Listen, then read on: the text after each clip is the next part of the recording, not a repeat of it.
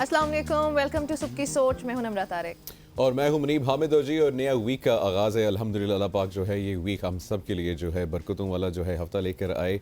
और सबसे important story जो है निमरा और ख़वातीन व हज़रात, इस वक्त जो पूरी मीडिया की आंखें हैं, पूरी दुनिया की आंखें हैं, जो इस वक्त ईरानी सदर जो है इब्राहिम रईसी का जो हेलीकॉप्टर जो है शदीद धुंध वाली पहाड़ी इलाके में हादसे का शिकार हुआ है।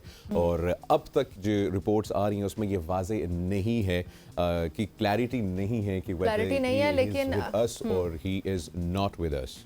बिल्कुल ऐसे ही है। लेकिन अभी ईरानी सदर इब्राहिम रईसी का जो हादसे का शिकार होने वाला हेलीकॉप्टर है उसकी तलाश कर ली गई है। वो जो मलबा उसका वो तो मिल चुका है, लेकिन अगेन आप वाली बात है कि अभी तक अपडेट्स जो हमारे सामने आ रही हैं उसमें उनके बचने के चांसेस कम बताए जा रहे हैं। बहरहाल लापता हैं अभी तक। और इसमें जो लेटेस्ट अपडेट्स हैं इंशाल्लाह वो हम आपके साथ जो है वो शेयर करते रहेंगे। उनका जो है मलबा जो है बहुत जो है टाइम के बाद जो है वो मिल चुका है। इस वक्त आप अपनी स्क्रीन के ऊपर जो विजुअल्स देख सकते हैं ये एक्सक्लूसिव फुटेज है वहाँ की। और जो इस लोकेलिटी पे, इस लोकेशन पे जो है उनका हेलीकॉप्टर जो है वो गिर के तबाह हुआ था। इनिशियल रिपोर्ट्स जो अभी तक अनकन्फर्म्ड आ रही हैं और अनऑफिशियल भी कह सकते हैं, क्योंकि वहाँ के जो लोकल्स हैं वो ये वीडियोस रिकॉर्ड करके जो है टेलीग्राम पे इंटरनेट के ऊपर जो है अपलोड कर रही हैं। ये कहा जा रहा है कि जो उनका हेलीकॉप्टर था वो मुकम्मल तौर पर तबाह हो चुका है। एंड इट कॉट फायर, मतलब आग लग गई थी मुकम्मल हेलीकॉप्टर में। वज़ीर ख़ारिजा भी वैसे उनके साथ उनका जो है पूरा डेलीगेशन था जिसमें वज़ीर ख़ारिजा भी शामिल है। ईरानी सदर खुद इब्राहिम रईसी वो भी शामिल थे और वो कुछ रोज़ पहले ही पाकिस्तान आए थे। तो एक इम्पॉर्टेंट दौरा था और उस दौरे की वजह से पाकिस्तान के जो फॉरेन अफेयर्स थे वो बेहतरी की जानिब गामजन हुए थे। मुस्लिम दुनिया के लिए एक बड़ा नुकसान है ये। अभी जो है अज़रबैजान का उनका दौरा था और उनकी जो लास्ट स्पीच भी थी उसमें अज़रबैजान के प्रेसिडेंट जो है प्रेस कॉन्फ्रेंस में ये कहते हुए जो है दिखाई दे रहे थे कि काफ़ी लोग हैं जो कि इस दौरे से नाखुश हैं। और आपको पता होगा कि वो जो पाकिस्तान आ रहे थे तो उस दौरे से भी बहुत सारे जो लोग हैं वो नाखुश थे। और आज हम ये जो न्यूज़ देख रही हैं ब्रेकिंग न्यूज़ है। और जो इसराइल पे भी जो उनका स्टांस है ना इसराइल पैलेस्टाइन कॉन्फ्लिक्ट पे, उससे भी बहुत सारे लोग नाखुश थे। बहुत सारे ममालिक, पूरी दुनिया वेस्ट इस पे बहुत ज़्यादा इसको हम लोग उससे जो है बिल्कुल रिलेट कर सकते हैं जो ईरान ने इसराइल के ऊपर जो है हमला किया था। और वो भी जवाबी कार्रवाई थी जब इसराइल ने जो है ईरान का जो है जो काउंसिल था उसको जो है हमले का निशाना बनाया था और उसको तबाह कर दिया था। और this is in connection with that, हम कह सकते हैं कनेक्शन हो सकता है। और जो ईरानी सदर है उनका स्टांस पूरी दुनिया में, खास तौर पे मुसलमान ममालिक जो हैं उनके तमाम सरबराहान में से सबसे ज़्यादा इम्पोर्टेंस रखता था, क्योंकि वो बहुत खुल के सामने आए इसराइल के खिलाफ कार्रवाइयाँ भी की और एक जो ओपन किस्म का स्टैंड था वो हमेशा उनका रहा है। सो ईरानी सदर के जो अभी तक हेलीकॉप्टर है उसने हंगामी लैंडिंग की। आपको तफसीलात अगर उसकी बताएं, थोड़ा सा बैकग्राउंड। फिलहाल हेलीकॉप्टर जो है उसकी हंगामी लैंडिंग की ही तफसीलात हमारे सामने आ रही है। मजीद जो अपडेट्स आती जाएंगी। हंगामी लैंडिंग थी और जो हेलीकॉप्टर के अंदर उनके साथ थे of course president himself Ebrahim Raisi मौजूद थे। फॉरेन मिनिस्टर जो है हुसैन अमीर वो मौजूद थे। Governor of eastern Azerbaijan province जो है मालिक रहमती वो भी इसमें जो हेलीकॉप्टर में उनके साथ मौजूद थे। तब्रेज़ इमाम जो है मोहम्मद अली वो भी मौजूद थे। फिर ऑफ कोर्स जो पायलट थे, को पायलट थे, क्रू चीफ थे, हेड ऑफ सिक्योरिटी भी थे और उनके बॉडीगार्ड्स भी थे।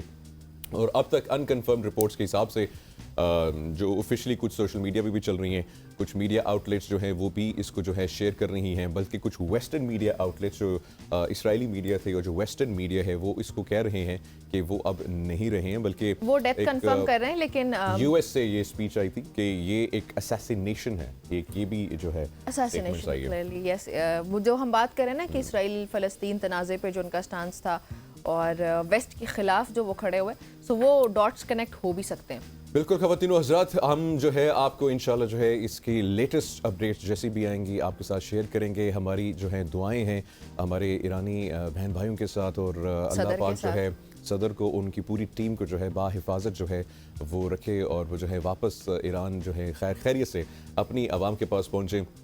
पूरी आवाम जो है इस वक्त जो है, बल्कि पूरी मुस्लिम उम्मत कह सकते हैं कि उनके लिए दुआ गो हैं।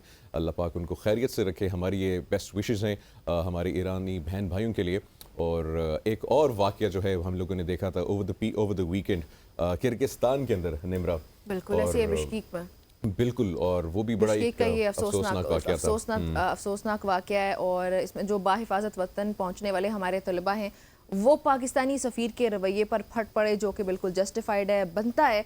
और पाकिस्तानी जो स्टूडेंट्स हैं वो अभी भी नाज़रीन एक बड़ी तादाद में बिश्केक में मौजूद हैं। उनकी सिक्योरिटी और वापसी की फ़्लाइट्स के हवाले से हुकूमत ने क्या हिकमत अमली वाज़े किया है, इस पर अभी तफसील से बातचीत करेंगे।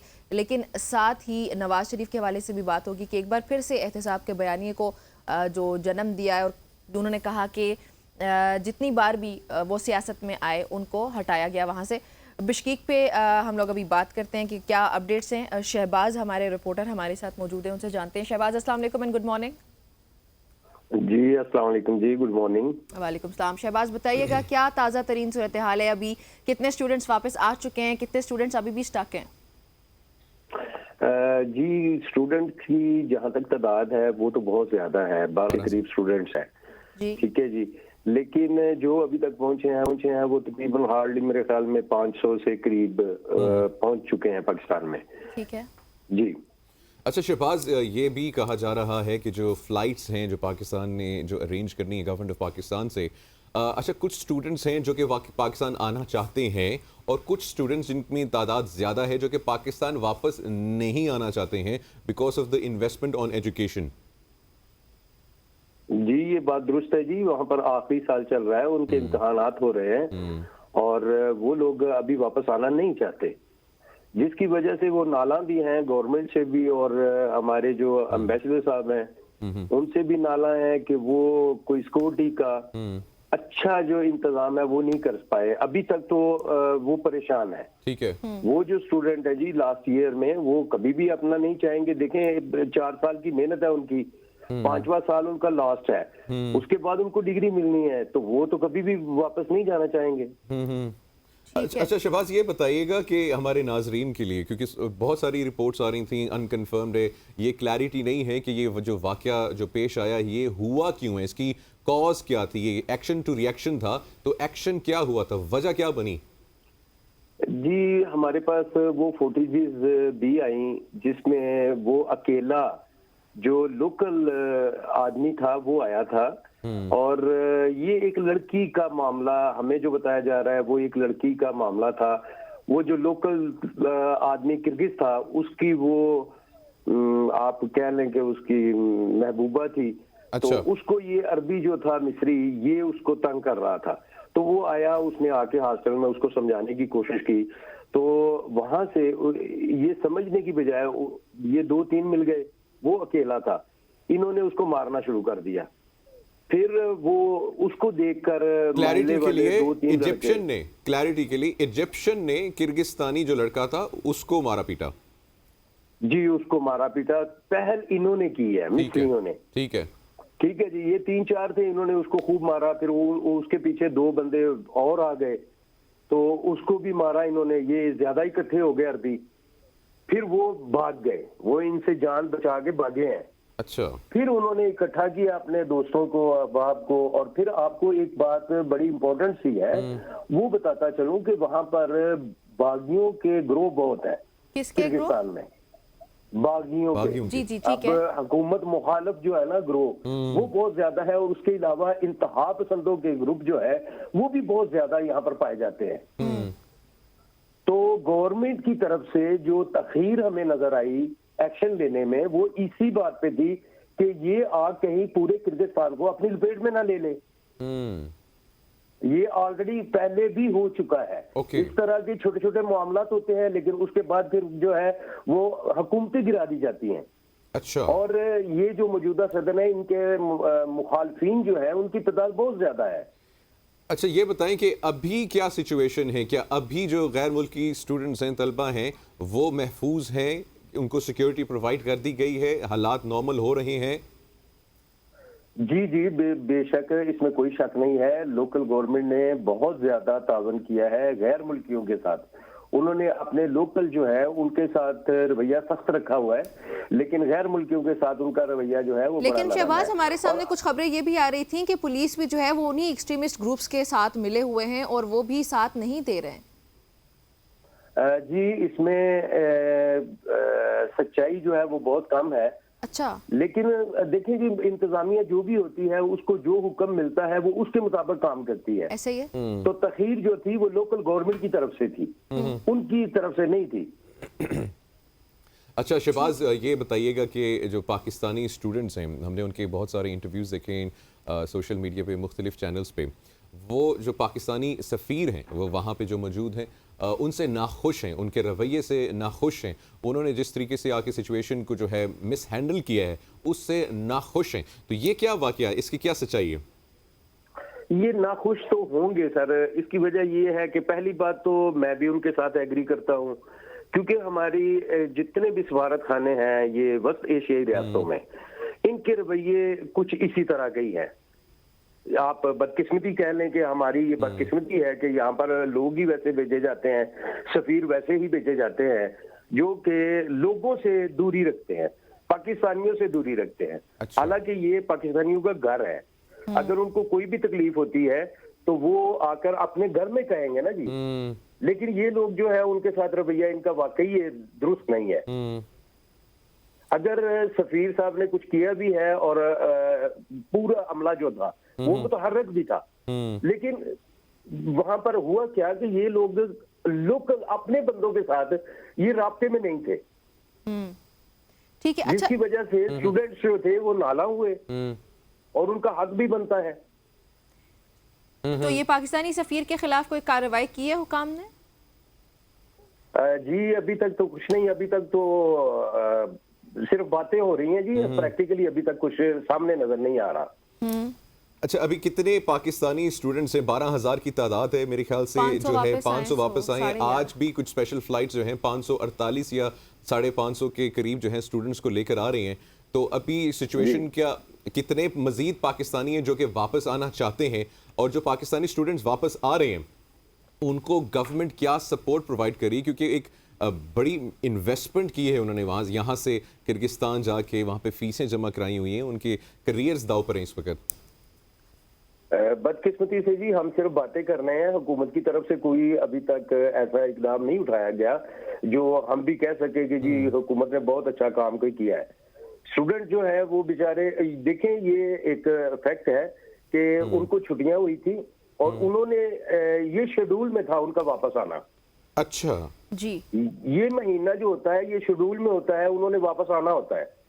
और ये छुट्टियां थी, वो ज्यादा तादाद जो है उन्होंने बुकिंग करवा रखी है। ये ऑलरेडी ये स्टूडेंट्स वो हैं जिन्होंने ऑलरेडी वापस आना था, जो कि अपनी टिकट्स खरीद चुके थे ऑलरेडी। मतलब ये जो गवर्नमेंट की जो फैसिलिटी थी ये वो अवेल नहीं हुई। गवर्नमेंट की फैसिलिटी तो जी जी जी जी ये वो नहीं थी, और ना ही गवर्नमेंट ने इतनी इमरजेंसी में कोई हंगामी परवाजें चलवाई हैं।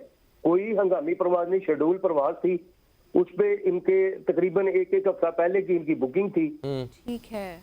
और अभी भी बहुत ज्यादा बुकिंग मौजूद है, और ये जैसे जैसे शेड्यूल की फ्लाइट आती जाएंगी वो लोग आते जाएंगे, स्टूडेंट आते जाएंगे। लेकिन सिर्फ इतना करना चाहिए गवर्नमेंट को कि लोग ये किर्गिज हुकूमत के साथ मिलके इनको सिक्योरिटी फराहम की जाए, जो कि अब तक नहीं हुआ, ताकि ये लोग वहां पर इजीली रह सके। अभी भी मुझे जो इतलात मिल रही हैं वो अभी भी यही है कि ग्रुपों की, छोटे छोटे ग्रुपों की सूरत में वो लोग इनको ताक दाक कर रहे हैं वो। चलें जी शहबाज, आपने अपना वक्त दिया, आपका बहुत शुक्रिया। इस वक्त नाज़रीन हमें ज्वाइन किया डॉक्टर मोहम्मद रिजवान, वालिद हैं डॉक्टर मोहसिन रमज़ान के, वो स्टूडेंट हैं जो इस वक्त वहाँ पे स्टक हैं। रमज़ान साहब अस्सलाम वालेकुम एंड गुड मॉर्निंग। वालेकुम अस्सलाम।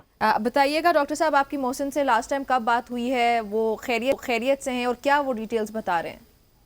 हाँ जी अल्हम्दुलिल्लाह वो खैरियत से हैं। तो आज सुबह ही बात हुई है, पर अभी भी हालात उधर के खराब ही हैं। तो गवर्नमेंट की तरफ से भी अभी कोई सपोर्ट नहीं मिली, कोई नुमाइंदा मतलब हुकूमत का उनके पास नहीं गया। वो उनकी यूनिवर्सिटी वालों ने उनको सेफ जगह पे रखा हुआ है। तो यूनिवर्सिटी है जो इस वक्त उनका मतलब टेक केयर कर रही है, अदरवाइज तो कोई पाकिस्तानी गवर्नमेंट का या उधर जो सफारत खाने वाले हैं कोई मतलब भी उन राब्ता नहीं कर रहे, ना ही कोई सपोर्ट कर रहे हैं किसी किस्म की। ठीक है। अच्छा ये भी बताएं कि वो क्या बता रहे हैं कि इस वक्त उनके साथ कितने स्टूडेंट्स मौजूद हैं? और हमने तो वैसे इस तरह की खबरें सुनी हैं कि वो बिल्कुल रूम्स को बंद करके, बल्कि पीछे बेड्स वगैरह या इस तरह की चीज़ें करके वो लोग खुद को बचा रहे हैं। हाँ जी, उनको मतलब भी महफूज मुकाम पे रखा हुआ है। यूनिवर्सिटी वाले ही उनको लेके गए हैं कंटेनर में डाल के, मतलब शहर से बाहर कहीं उन्होंने रखा हुआ है। तो यूनिवर्सिटी वालों ने उनको मतलब भी हर चीज खाना वगैरह प्रोवाइड कर रही है। कभी मिल जाता है, कभी नहीं मिलता है, ऐसे मसला चल रहा है। मतलब देखें कि अभी तकरीबन 10 के करीब टाइम होने वाला है, अभी तक उनको नाश्ता वगैरह नहीं मिला। हालात तो खराब हैं, खाने पीने की अशिया की भी किल्लत हो रही है उनके पास। अच्छा रमज़ान साहब, ये बताइएगा कि अभी हुकूमत की जानिब से जो है ये कहा गया था कि स्पेशल फ्लाइट्स जो हैं वो भेजी जाएंगी फेडरल गवर्नमेंट की जानिब से भी। सर, ऐसा कोई फ्लाइट नहीं है।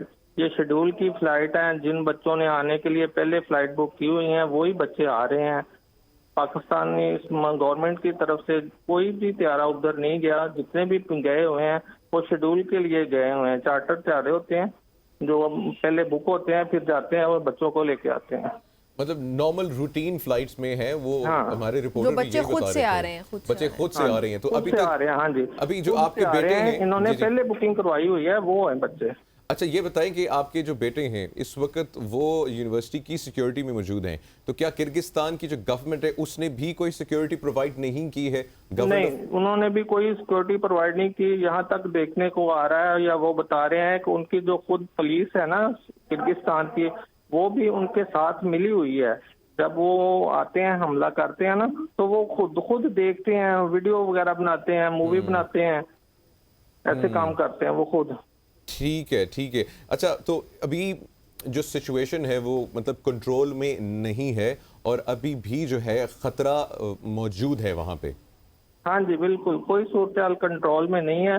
ये सब जो मीडिया पे बातें आ रही हैं अभी कंट्रोल है कंट्रोल है, जो उधर बच्चे हैं ना उनसे पूछेंगे और जो बच्चे आ रहे हैं वो बताएंगे आपको। बता भी रहे हैं, हम भी खबरें देखते हैं, वो भी यही कह रहे हैं कि उधर के हालात बहुत खराब हैं। तो ये भी बिल्कुल ठीक है। वो टोलों की शक्ल में फिरते हैं 10-10 किर्गिस्तान वाले, 10-10 20-20 लोग। जहाँ कोई उनको मिलता है फॉरेनर, वो चाहे पाकिस्तानी है, इंडियन है, मिस्री है, बांग्लादेश का है, वो उसको मारना शुरू कर देते हैं। अच्छा, तो अभी आपने क्या कोई अरेंजमेंट्स की? ऑफ कोर्स पाकिस्तान के पेरेंट्स जितने भी और भी बहुत सारे पेरेंट्स हैं, तो क्या आप लोगों ने कलेक्टिव आप लोगों की बातचीत हुई है? कोई प्लान बनाया है, प्लान ऑफ एक्शन इस वक्त? क्या आप गवर्नमेंट से बात हो रही है या प्राइवेटली जो है अपने बच्चों की सेफ रिटर्न का जो है आप लोग अरेंजमेंट करें? सेफ रिटर्न का यही है, यूनिवर्सिटी वाले जो उनके अपने टीचर्स जो उनकी हेल्प कर रहे हैं वो ही सब कुछ अरेंज कर रहे हैं। मतलब भी टिकट्स वगैरह हो जाए तो जहाज किसी में उनकी सीट हो जाए तो फिर उनको वो एयरपोर्ट पे ड्रॉप करेंगे, वो खुद ही लेके जाएंगे। तो अगर मतलब अभी बुकिंग नहीं हो रही, जहाज नहीं मिल रहे उनको, सीटें नहीं मिल रही, जैसे वो अगर फ्लाइट ज्यादा होंगी तो फिर सीटें होंगी ना, अगर फ्लाइट ही ना होंगी तो फिर सीटें कैसे मिलेंगी? बिल्कुल ऐसी। अच्छा, जब आपकी अभी मोहसिन से बात हुई है तो उन्होंने क्या बताया कि पहले तो कल तक अगर देखें तो हालात काफ़ी ज़्यादा ख़राब थे, तो कल रात से लेके अभी तक कुछ बेहतरी आई है? हुकूमत ने कुछ करने की कोशिश की ताकि ये जो रायट्स हैं, ये जो झगड़े, इनको कंट्रोल किया जाए? नहीं, हुकूमत तो यही कह रही है ना कि उधर कंट्रोल है, हमारे कंट्रोल में है, ये सब कुछ कर रहे हैं, ऐसे कर रहे हैं, वैसे कर रहे हैं। ये कुछ भी नहीं कर रहे अभी तक तो कोई नहीं। सारे बच्चे डरे हुए हैं, खौफजदा हैं। बच्चों के साथ साथ उनके वालिदैन जो घरों में बैठे हैं वो भी बहुत परेशान है, ज़हनी अजियत में मुब्तला हैं। किसी का कोई बेटा है, किसी को कोई बेटी है, वो भी परेशान है। चलो बेटे वाले हो सकता है कम हो, पर मैं नहीं महसूस करता कम होंगे। बेटियों वाले तो बहुत ज्यादा परेशान होंगे। बेशक बेशक, इसमें कोई शक नहीं है। अच्छा रमजान साहब, बहुत बहुत शुक्रिया हमें ज्वाइन करने के लिए। हमारी बेस्ट विशेस हैं आपके जो बच्चे हैं, पाकिस्तानी बच्चे, उनके सेफ रिटर्न के लिए। हमें एक और जो है पाकिस्तान में मौजूद जो है वालिद मज़र शराजी हैं, हमें इन्होंने ज्वाइन किया। उनके जो बेटे उस्मान शराजी भी इस वक्त किर्गिस्तान में जो हैं वो मौजूद हैं, उन्हें भी हम जो है उनसे गुफ्तगू करते हैं। मज़र साहब अस्सलाम वालेकुम। लाइन ड्रॉप हो गई, दोबारा कनेक्ट करने की कोशिश करते हैं। और इनके बच्चों के कुछ शॉर्ट्स हैं हमारे पास, जब तक वो ज्वाइन करते हैं हम आपको वो सुनाते हैं। जी अस्सलाम वालेकुम, मेरा नाम उस्मान मुनव्वर है। हम लोग किर्गिस्तान IUK-ISM में पढ़ते हैं और रात से ना हमारी जानों को खतरा है। हम लोग हॉस्टल में रहते थे तो वहाँ पे कुछ लोकल्स ने आके हमारे हॉस्टल्स में हमला करना शुरू कर दिया, तो हमें अपनी जान बचा के यहाँ पे फ्लैट पे आना पड़ गया एक दोस्त के। तो यहाँ पे हम रात से छुपे हुए हैं, दरवाजे बंद हैं, पर्दे वगैरह आगे किए हुए हैं। तो हमारी यही हकाम वाला से ये अपील है कि बराए मेहरबानी हमारे पे थोड़ा तरस खाया जाए, हमें कोई मदद, हमारी मदद की जाए। ये जो ये है हम स्टूडेंट्स लोगों ने थे। वहाँ की स्टेटमेंट्स भी देखी बच्चों की, और मज़हर साहब जो हैं हमें ज्वाइन कर चुके हैं। मज़हर साहब अस्सलाम वालेकुम। जी वालेकुम अस्सलाम जी। मज़हर साहब, सबसे पहले तो मुझे ये बताइएगा कि आपके आपके बच्चों से जो है कोई कम्युनिकेशन हुई है, वो खैर खैरियत से हैं? जी सबसे पहले तो मैं ABN न्यूज़ का शुक्रिया अदा करता हूँ कि जो किर्गिस्तान में फंसे हुए बच्चों की आवाज़ बना। तो जहाँ ये आप सवाल कर रहे हैं हमारे बच्चों से बात हुई है, तो बच्चों से बात मेरी कल तक तो हो रही थी, ठीक है। लेकिन गुज़िश्ता रात को जो है वो तकरीबन 1:30 बजे मुझे बच्चे ने मैसेज किया है जी कि पापा जी वो हमारा दरवाज़ा नॉक हो रहा है। क्योंकि अब जो वो आ रहे हैं वो मुख्तलिफ टोलियों में आ रहे हैं, जहाँ जो किर्गिस्तानी वहाँ के जो रहायशी हैं आपकी लास्ट बात ला- उनसे कल हुई थी, और जब लास्ट बात हुई थी वो कह रहे थे कि दरवाज़ा नॉक हुआ है। जी जी, क्योंकि वो मुझे बेटा कह रहा था जी कि दिन को तो वो तकरीबन सेफ रहते हैं, लेकिन जो रात के टाइम है ना वो हमला करते हैं जहाँ वो छुपे होते हैं। क्योंकि ये जो बच्चे हैं ये अब हॉस्टल से भाग के ये मुख्तलिफ फ्लाइट्स में जो है ना वो चले गए हैं। तो फ्लाइट्स में जो है ना वो रात के वक्त जो है ना वो हमलावर जो है वो आते हैं, उनको तंग करते हैं, उन पर तशद्दुद करते हैं। तो लास्ट टाइम जो है तकरीबन 1:30 बजे रात को मुझे बेटे का मैसेज आया कि दरवाज़ा कोई नॉक कर रहा है। तो मैंने उससे फिर कहा कि जी आप किसी जो मुतल्लिका अथॉरिटीज़ हैं वहाँ उनसे रब्ता करें, जो यूनिवर्सिटी की हैं, जो आपसे इन टच हैं, लॉ इन्फोर्समेंट जो एजेंसीज के आपके पास नंबर है उनसे इन टच करें। तो फिर उसने मुझे कहा जी वो मेरा रब्ता तो पुलिस से हो गया, लेकिन उसके बाद अभी तक उस बच्चे का ना जो नंबर जो है वो मुझे बंद मिलता है, और बड़ी तशवीश लायक है जी कि अल्लाह खैर करे। अल्लाह अल्लाह खैर करेगा अल्लाह खैर सर। करे जी, हमारी दुआएं आपके साथ हैं। ये बताइएगा कि क्या पाकिस्तानी हुकाम जो इस वक्त किर्गिस्तान में मौजूद हैं, क्या उन्होंने कोई भी जो है आसानी, मतलब इनकी सेफ्टी के लिए मेजर्स नहीं लिए हैं? नहीं जी, असल में आप मुझे बताएं कि जो तलबा मुख्तलिफ फ्लैट्स में छुपे हुए हैं उन तक हुकूमत पाकिस्तान की रसाई कैसे मुमकिन है? किस तरह वो उनके पास पहुंच रहे हैं? कोई उनके पास फार्मूला नहीं है, बच्चे बीमार हो रहे हैं, उनको मेडिसिन की जरूरत है, उसके अलावा उनको खाने हेल्पलाइन इशू किए गए वहाँ की जो एम्बेसी है। हेल्पलाइन वो बेटे ने कहा जी हेल्पलाइन वो तो नंबर उठाते ही नहीं है, वो नंबर जब नहीं उठाते हैं उठाते। वो बिजी कर देते हैं। तो इधर जब मैंने यहाँ जो इनका जो बना हुआ है, इन्होंने बनाया हुआ था इधर क्राइसिस मैनेजमेंट यूनिट, यहाँ कोई जाफरान साहब थे, फिर मेरी सिविल साहब से बात हुई है कि यार ये जो बच्चे उधर फंसे हुए हैं, आपने सिर्फ एक नंबर दिया हुआ है एम्बेसडर का, तो वो इतनी 18,000 तलबा हैं, और उधर 18,000 अगर तलबा हैं तो इधर पाकिस्तान में तकरीबन 18,000 खानदान बनते हैं। तो एक नंबर पर कैसे ये पॉसिबल है कि हमारे बच्चे उनसे रब्ता करके अपनी जो है वो प्रॉब्लम मतलब फिर अपनी तरफ से उन्होंने एहसान कर दिया कि हम जो है तलबा के लिए जो है एक नंबर हमने इशू कर दिया है, जो कि जिसको हम उठाना नहीं है, लोग उठाते भी नहीं हैं, बल्कि उठा के एक बच्चे की मैं स्टेटमेंट सुन रहा था जिसपे उन्होंने गुस्सा किया है कि हम जी 20,000 कॉल्स एकदम से कैसे ले सकते हैं। सर बिल्कुल ऐसे ही है। अब क्या कर सकते हैं, आपको पता ही है कि पाकिस्तान की जो सूरत हाल है, जब इनके अपने बच्चों की बात हो तो जो बच्चे कहते हैं कि हम पर पाकिस्तान का कानून ही लागू नहीं होता, इनके बरसरे इक़्तिदार आते ही इनके बच्चे ईमान में पहुंच जाते हैं, और हमारे बच्चों को पाकिस्तान लाने के बारे में अभी प्लानिंग हो रही है, डाटा इकट्ठा किया जा रहा है।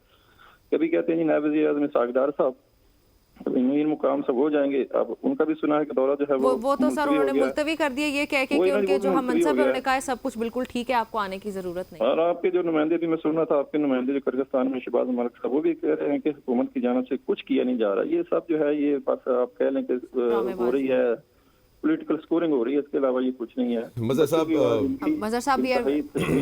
आर वेरी मज़हर साहब थैंक यू, हमारी दुआएं हैं आपके साथ। पाकिस्तान मेरी सिर्फ आपकी वसात से आपकी वसात सिर्फ मेरी लास्ट रिक्वेस्ट है जी कि जो चीफ ऑफ आर्मी स्टाफ है खुदारा वो इस मामले में अपने आप को लेकर आए, और वही जो है वो बच्चों को जो वहाँ फंसे हुए हैं फ्लाइट्स में, क्योंकि बच्चों के जो फ्लाइट्स में फंसे हुए हैं सर, उनके रास्ते जो हॉस्टल में है, हॉस्टल में बच्चों को पता है कि किस फ्लाइट में कौन कौन सा बच्चा है, तो उनसे ट्रेस करके उनको जो है वो सिक्योर रास्ता दें ताकि वो फ्लाइट से निकल के सीधे जो है वो एयरपोर्ट पर जाएं, और ताकि वो अपने घरों को आ सके। इसके अलावा कोई ऐसा रास्ता नहीं है कि बच्चे हमारे मतलब है हमारे पास जो है वो सेफ एंड साउंड पहुंच सकें। ये मेरी रिक्वेस्ट है आपसे कि चीफ ऑफ आर्मी स्टाफ जो है इस पर स्पेशली फोकस करें और उसका नोटिस लें।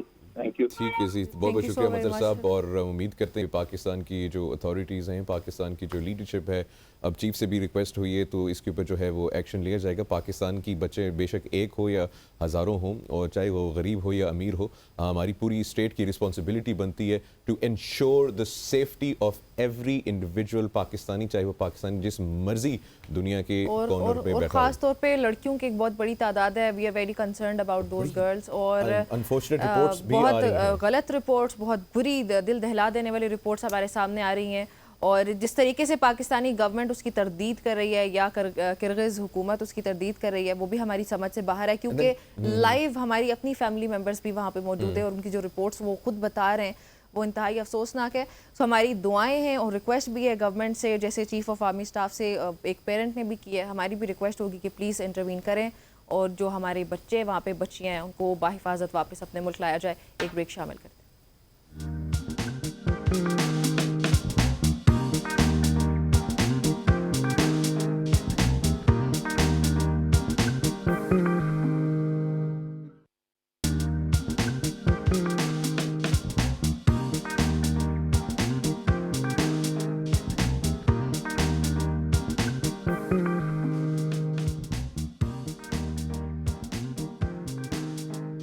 वेलकम बैक ख़वातीन व हज़रात, एक बार फिर आप सबको खुशामदीद कहते हैं सुबह की सोच में। और आपके साथ जो है ब्रेकिंग न्यूज़ जो है वो शेयर करते हैं ईरानी प्रेसिडेंट जो हैं उनके हवाले से। और ये जो है कंफर्म कर दिया गया है कि वो और उन समेत जितने भी अहलकार जो थे गवर्नमेंट के हेलीकॉप्टर में मौजूद हैं वो जो हैं जहाँ बहक हो चुके हैं। और ये जो ब्रेकिंग न्यूज़ है इस वक्त हम आप लोगों के साथ शेयर कर रहे हैं। इब्राहिम रईसी ईरान के सदर मौजूद थे हेलीकॉप्टर के अंदर। ईरान फॉरेन मिनिस्टर जो हैं हुसैन अमीर वो मौजूद थे। आयतुल्ला अली अल हाशेमी जो है इमाम हैं तब्रेज़ मस्जिद के, वो भी इसके साथ इनमें जो है शामिल थे। और governor of east Azerbaijan province जो हैं मालिक रहमती भी जो हैं इस वक्त जो हैं शहीद हो चुके हैं। बिल्कुल। और तेहरान टाइम्स की जानिब से भी तस्दीक कर दी गई है, रॉयटर्स की जानिब से भी तस्दीक कर दी गई है उनके जाम भाग होने की, जो कि हमने प्रोग्राम के स्टार्ट पे भी कहा था तमाम मुस्लिम उम्मा के लिए, तमाम मुस्लिम ममालिक के लिए एक बहुत बड़ा लॉस है हमारे लिए। और हम अभी मजीद बात करने के लिए इमरान मीर साहब हमें ज्वाइन कीजिए, सीनियर जर्नलिस्ट एंड एनालिस्ट, उन्हें खुशामदीद कहते हैं। इमरान साहब अस्सलाम वालेकुम। जी वालेकुम सलाम। It's not very good morning. तो ये अभी न्यूज़ भी आ गई है ब्रेकिंग, अभी रिसेंटली ईरान के सदर जो पाकिस्तान में भी आए थे, जिस दौरे को जो है बड़ी तनकीद का सामना करना पड़ा था specially from the west. Azerbaijan में भी अभी वो जो आखिरी दौरे में थे उसको भी बहुत तनकीद का निशाना बनाया गया था by the west. And again हमने देखा इसराइल का और ईरान का कॉन्फ्लिक्ट हुआ और ईरान ने इसराइल के ऊपर हमला किया, जिसके बाद अब इसको जो है हम लोग कनेक्ट कर सकते हैं इससे, क्योंकि मतलब all the dots lead to this way. अच्छा देखिए, एक तो बड़ी अफसोसनाक खबर है ये सारे, खास तौर पे मुस्लिम उम्मा के लिए भी। जाहिर है इख्तलाफात तो मुस्लिम ममालिक के दरमियान होते हैं, लेकिन ये बहरहाल हर लिहाज से एक अफसोसनाक खबर है पाकिस्तान के लिए भी। पाकिस्तान का एक हमसाया मुल्क है और जो आगे ताल्लुकात को मजीद बेहतर से बेहतर करने के ख्वाह भी थे। और आपने जिक्र भी किया जैसे तो उन्होंने रिसेंटली अभी पाकिस्तान का दौरा भी किया था। तो ये हर लिहाज से सबके लिए एक अफसोसनाक खबर है, कोई भी इसमें बात। लेकिन ये जो वाला एलिमेंट है जो आप जिसकी तरफ इशारा कर रहे हैं, और कुछ इसराइली मीडिया ने उसकी तरफ इशारा भी किया जिस तरह से कि ये अभी मेरा ख्याल है कबल अज़ वक्त है शायद कहना। हम अभी सोशल मीडिया पे और इन चीजों पे तो ये खबर इस तरह से देख रहे हैं, लेकिन ये कहना कबल अज़ वक्त भी है। और इसके असल में नताइज भी फिर बड़े खतरनाक है ना। अगर आप ये कहते हैं कि इसराइल ने या किसी और ताकत ने इसको ये सबूताज किया है और ये इस तरह से हादसा नहीं था, जैसे कल हम एक सोशल मीडिया की वेबसाइट पे ये देख रहे थे कि उसमें कहा गया कि ये असैसिनेशन है जी, ये बड़ा खतरनाक हो जाता है ना। फिर तो ऑलरेडी एक टेंशन है गल्फ के अंदर, हम देखते हैं गजा के हवाले से, फलस्तीन के हवाले से, इसराइल के साथ जो है वो अगर कोई मुल्क सख्त लबो लहजे में बात कर रहा है तो ईरान ही है। बाकी तो कोई भी जो अरब ममालिक के अंदर से तो ऐसी आवाज नहीं उठ रही जो उनको चैलेंज कर रही हो। और पिछले दिनों हमने देखा भी कि उन्होंने पहले एक हमला किया इस पे ईरान पे, उनके कॉन्सुलेट पे उस पे किया, फिर ईरान ने जवाबी उस पे किया, फिर इसराइल ने फिर उनके एक उस पे किया जिसमें कहा जाता है कि वो मिलिट्री बेस भी था और वहां पे कुछ साइड न्यूक्लियर साइट्स भी थी जिन पे कुछ काम हो रहा था।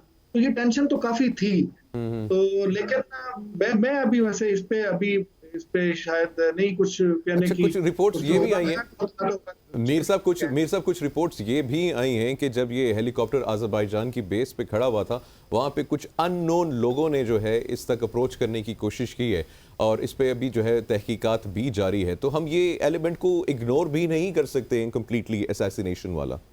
नहीं, जाहिर है इग्नोर तो नहीं कर सकते, क्योंकि दुनिया में ये कोई पहला वाकया नहीं होना कि जो बड़ी लीडरशिप्स होती हैं उनकी असैसिनेशन कोई पहला वाकया नहीं है। देखिए, हमारे अपने मुल्क में हम जब देखते हैं कि 1980 की दिहाई में यहाँ पे अपने मुल्क के अंदर जो था जनरल ज़िया उल हक का त्यारा, जिसमें बहुत सारे जर्नैल जो उसमें सवार थे, तो वो निशाना बना और उसमें तो वक्त ने बाद में साबित कर दिया कि वो असैसिनेशन ही थी। वो उसके सियासी जो भी हो, मुहरकात हो, जैसे भी हो, वो बाद का मामला। लेकिन ये जब बात खुली तो उसमें वही था कि वो हादसा नहीं था। तो ये पहली दफा नहीं है दुनिया में कि इस तरह की चीज कोई होगी। लेकिन मेरा ख्याल है कि इस वक्त शायद जो गल्फ रीजन भी है और इस तरह ये सारा खित्ता जो है, ये इसके ऊपर पहले ही काफी मामलात गर्म हैं। तो अगर इस चीज पे ये वाली चिंगारी अगर साबित होती है या शुबा भी जाता है, आगे चीजें जाती हैं, तो मामलात फिर और बिगड़ेंगे। क्या मामलात बिगड़ सकते हैं इमरान मीर साहब? क्या ईरान की जानिब से कोई रिएक्शन सामने आएगा वेस्ट के अगेंस्ट? मजीद हालात जो आप कह रहे हैं बिगड़ रहे हैं, वो क्या बिगड़ते हुए आपको दिखाई देते हैं?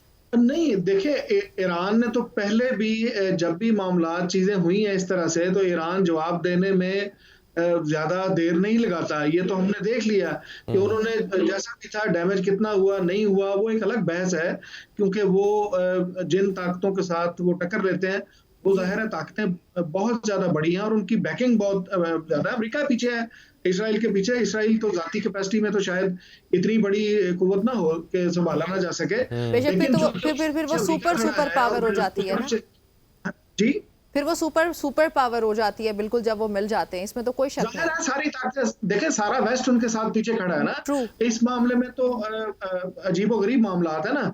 यहाँ पे अगर हम देखते हैं कि यहाँ पे एक तरफ अगर इंडिया की दोस्तियां भी हैं ईरान के साथ, लेकिन हम दूसरी साइड पे देखते हैं कि इंडिया की दोस्ती इसराइल के साथ ज्यादा है।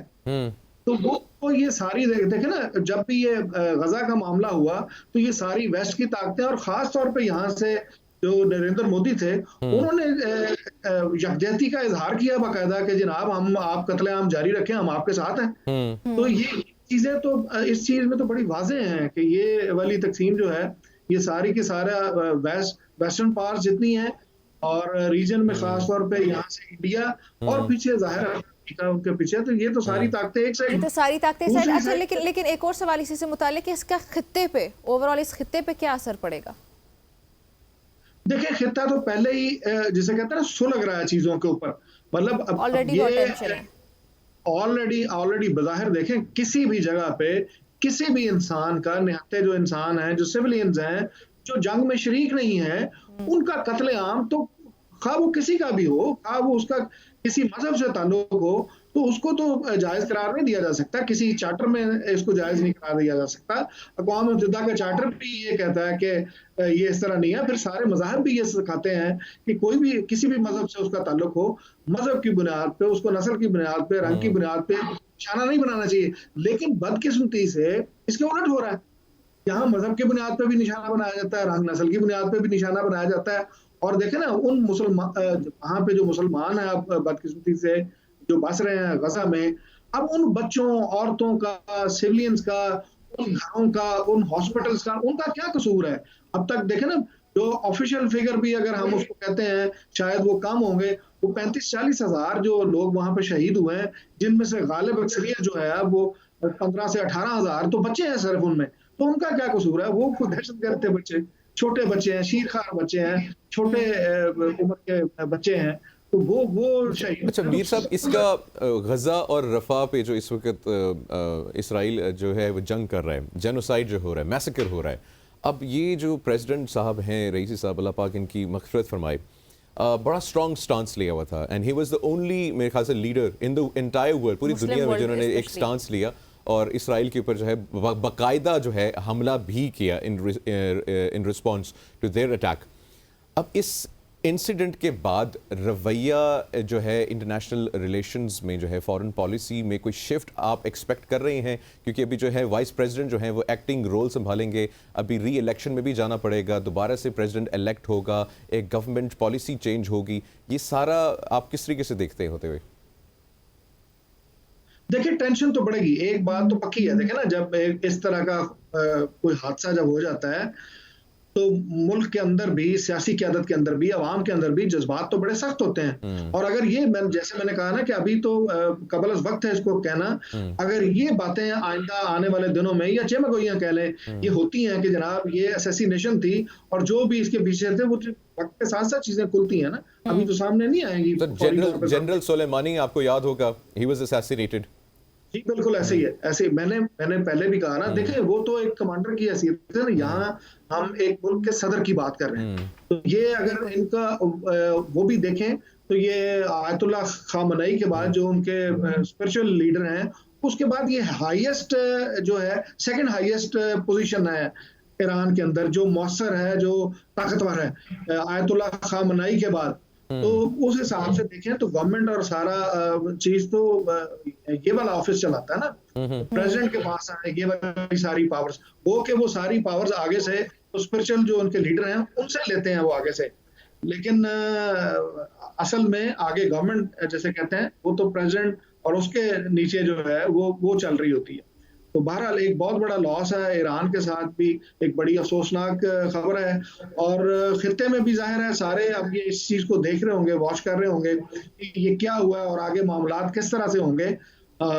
ये थोड़ा सा अभी मेरे ख्याल इंतजार करना पड़ेगा, खास तौर पे ईरानी गवर्नमेंट जो है वो इसके ऊपर अभी तक ऑफिशियली क्या उस पे स्टैंड लेती है, वो किस तरह से देखते हैं। देखे ना, हम तो यहाँ पे बैठे हुए हैं, हम अपनी क्या सराही करेंगे तो शायद वो दुरुस्त ना हो, अभी कबल अज़ वक्त ना हो तज़िया, लेकिन जब ईरानी गवर्नमेंट का मौक़िफ़ सामने आएगा कि वो इसको किस तरह से देखते हैं, क्या वो इसको हादसा डिक्लेयर करते हैं, क्या वो इसको असैसिनेशन डिक्लेयर करते हैं। देखिए ना, मैं तो अपना उस बुनियाद पे खड़ा करूंगा ना जो उनकी गवर्नमेंट सामने करेगी। अगर उनकी गवर्नमेंट, मिसाल के तौर पे मैं कहता हूँ कि उनकी गवर्नमेंट अगर इसको आज कल या चंद दिनों में वो तहकीक करते हैं, तफ्तीश करते हैं, कहते हैं इसको हादसा करार देते हैं, तो फिर मैं तो नहीं होता ना कोई ऐसा। जो अभी तक हेडलाइन आई है ना, जो अभी तक हेडलाइन आई है उनकी जानिब से, उसमें किल्ड का वर्ड उन्होंने यूज किया है, किल्ड का वर्ड यूज किया। खैर ये इंपॉर्टेंट है कि ईरानी मीडिया उसको किस तरीके से लेते हैं। अगर हम पाकिस्तान की सियासत की जानिब आए तो नवाज शरीफ साहब हमें काफी नाराज दिखाई देते हैं। परसों की जो उनकी तकरीर अगर वो देखी जाए तो भी उसमें उनकी नाराजगी खुल के सामने आई है। So what do you expect कि उनकी ये नाराजगी क्यों है और ये कब तक किसी तरीके से चलती रहेगी? उन्होंने तो बहुत साल पहले का भी और वो बिल्कुल सच बोल रही हैं इस बार। असल में ये देखें, ये बड़ा एक अलमिया है।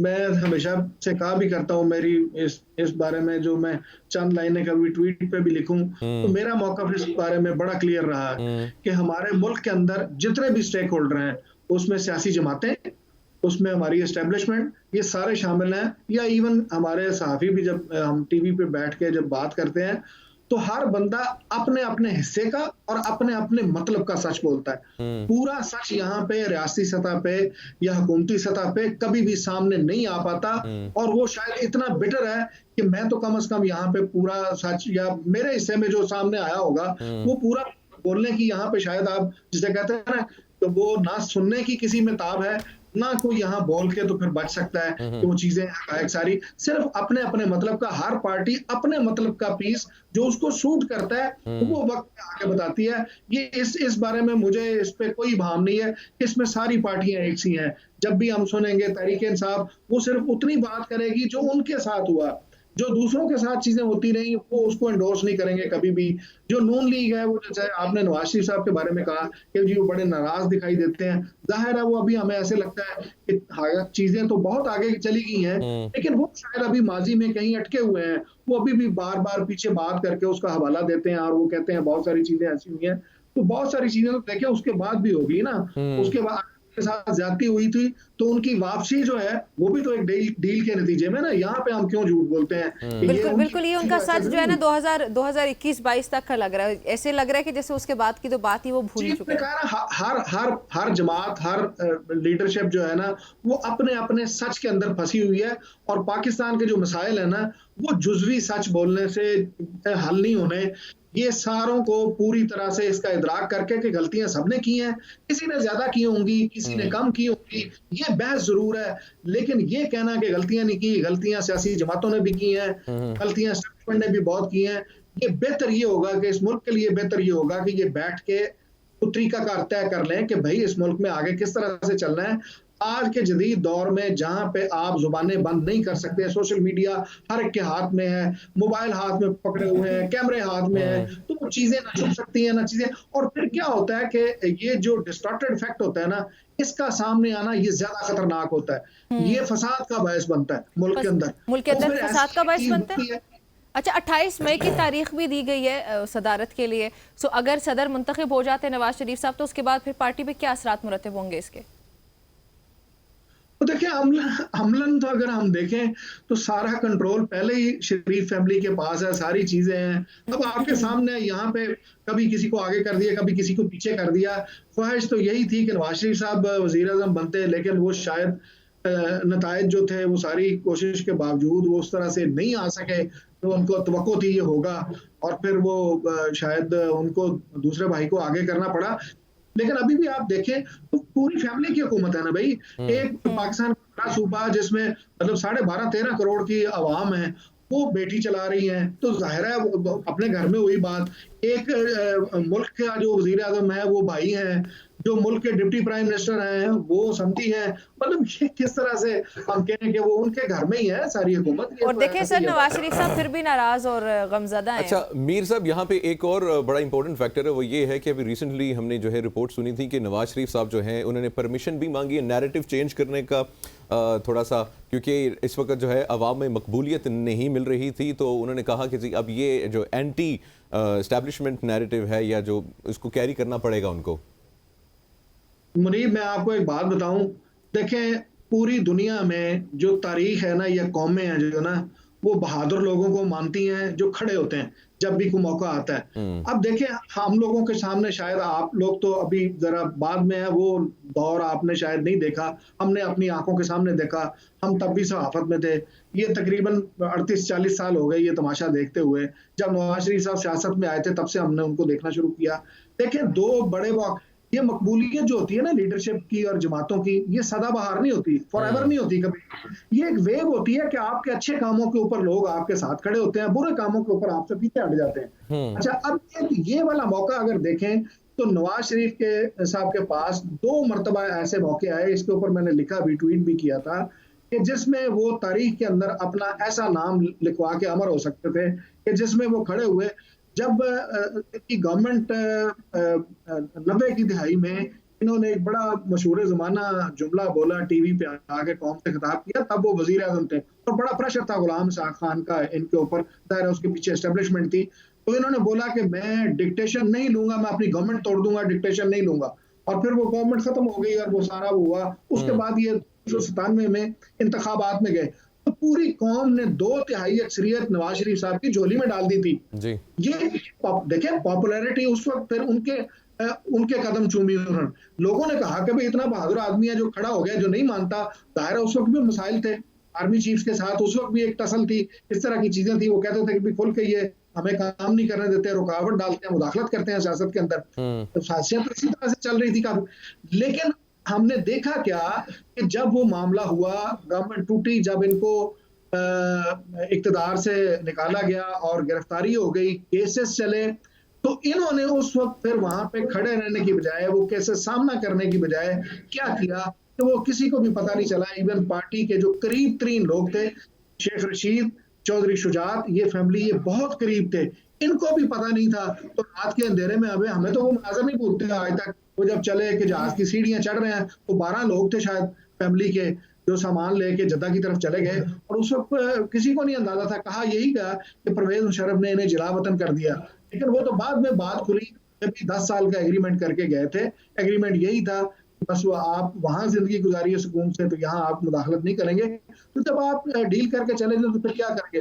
दूसरा मौका तब आया जब ये गवर्नमेंट इनकी खत्म हुई थी जजेस की तरफ से, जब इनको इकामा के ऊपर वो कहते हैं कि वो बर्खास्त किया गया था, तब जब सड़कों पे आए तो लोग इनके पीछे निकले थे। जब इन्होंने वोट को इज्जत दो का नारा लगाया, लोग इनके पीछे निकले, सारे इस चीज के गवाह हैं कि उस वक्त हम भी गवाह हैं। देखें, उस वक्त एस्टेब्लिशमेंट की तरफ से हम लोगों पे जब ये टीवी हम वहां पे बैठे चला रहे थे, तो हम लोगों को भी ये आया थी कि भाई इनकी शक्ल नहीं नजर आनी चाहिए, इनकी रैलियां नहीं नजर आनी चाहिए, ऐसे ही था। वो तब भी उन्होंने, जब ये मामलात हुए, जब उन्होंने प्रेशराइज किया, चीजें की, तो तब भी उन्होंने डील करके जाना मुनासिब समझा, बाहर जाना मुनासिब समझा। जब इनको जेल में भेजा गया तो उन्होंने कहा ठीक है, जब ये फिर भाजपा के साथ डील करके ये बाहर चले गए। तो देखिए, जब खड़े होने के मौके आते हैं तो ये बाहर चले जाते हैं।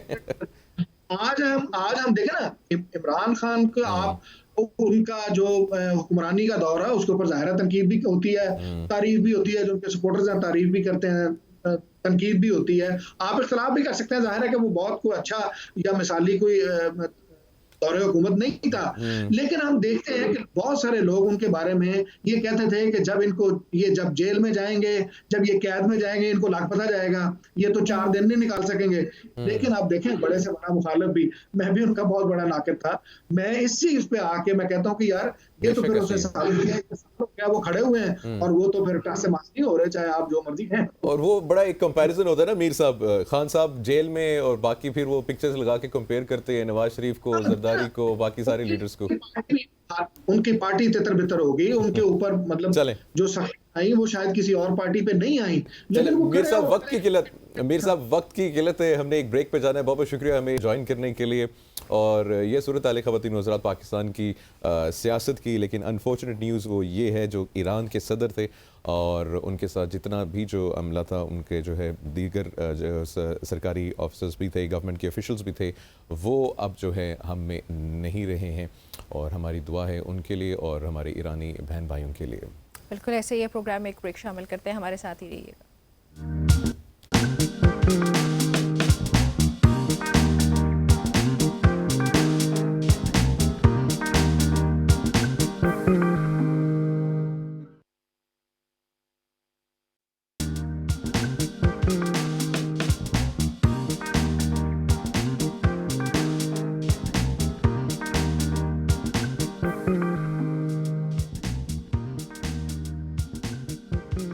Welcome back everybody. अभी रुख करेंगे बलूचिस्तान का, जहां पर कुछ अफसोसनाक खबरें वहां से भी हमारे सामने आ रही हैं। बलूचिस्तान के कुछ अजलाएँ जहां पर डेंगू की वबा फैलने से अभी तक की रिपोर्ट्स के मुताबिक 14 अफराद ऐसे हैं जो जाँ बहक हुए।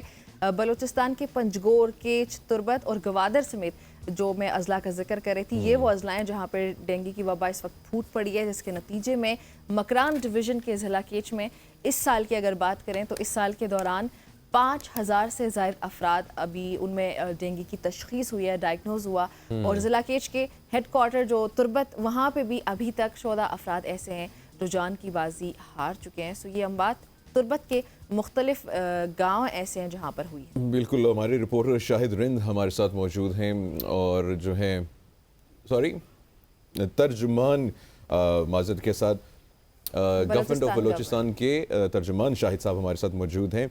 शाहिद साहब अस्सलाम वालेकुम। जी वालेकुम सलाम।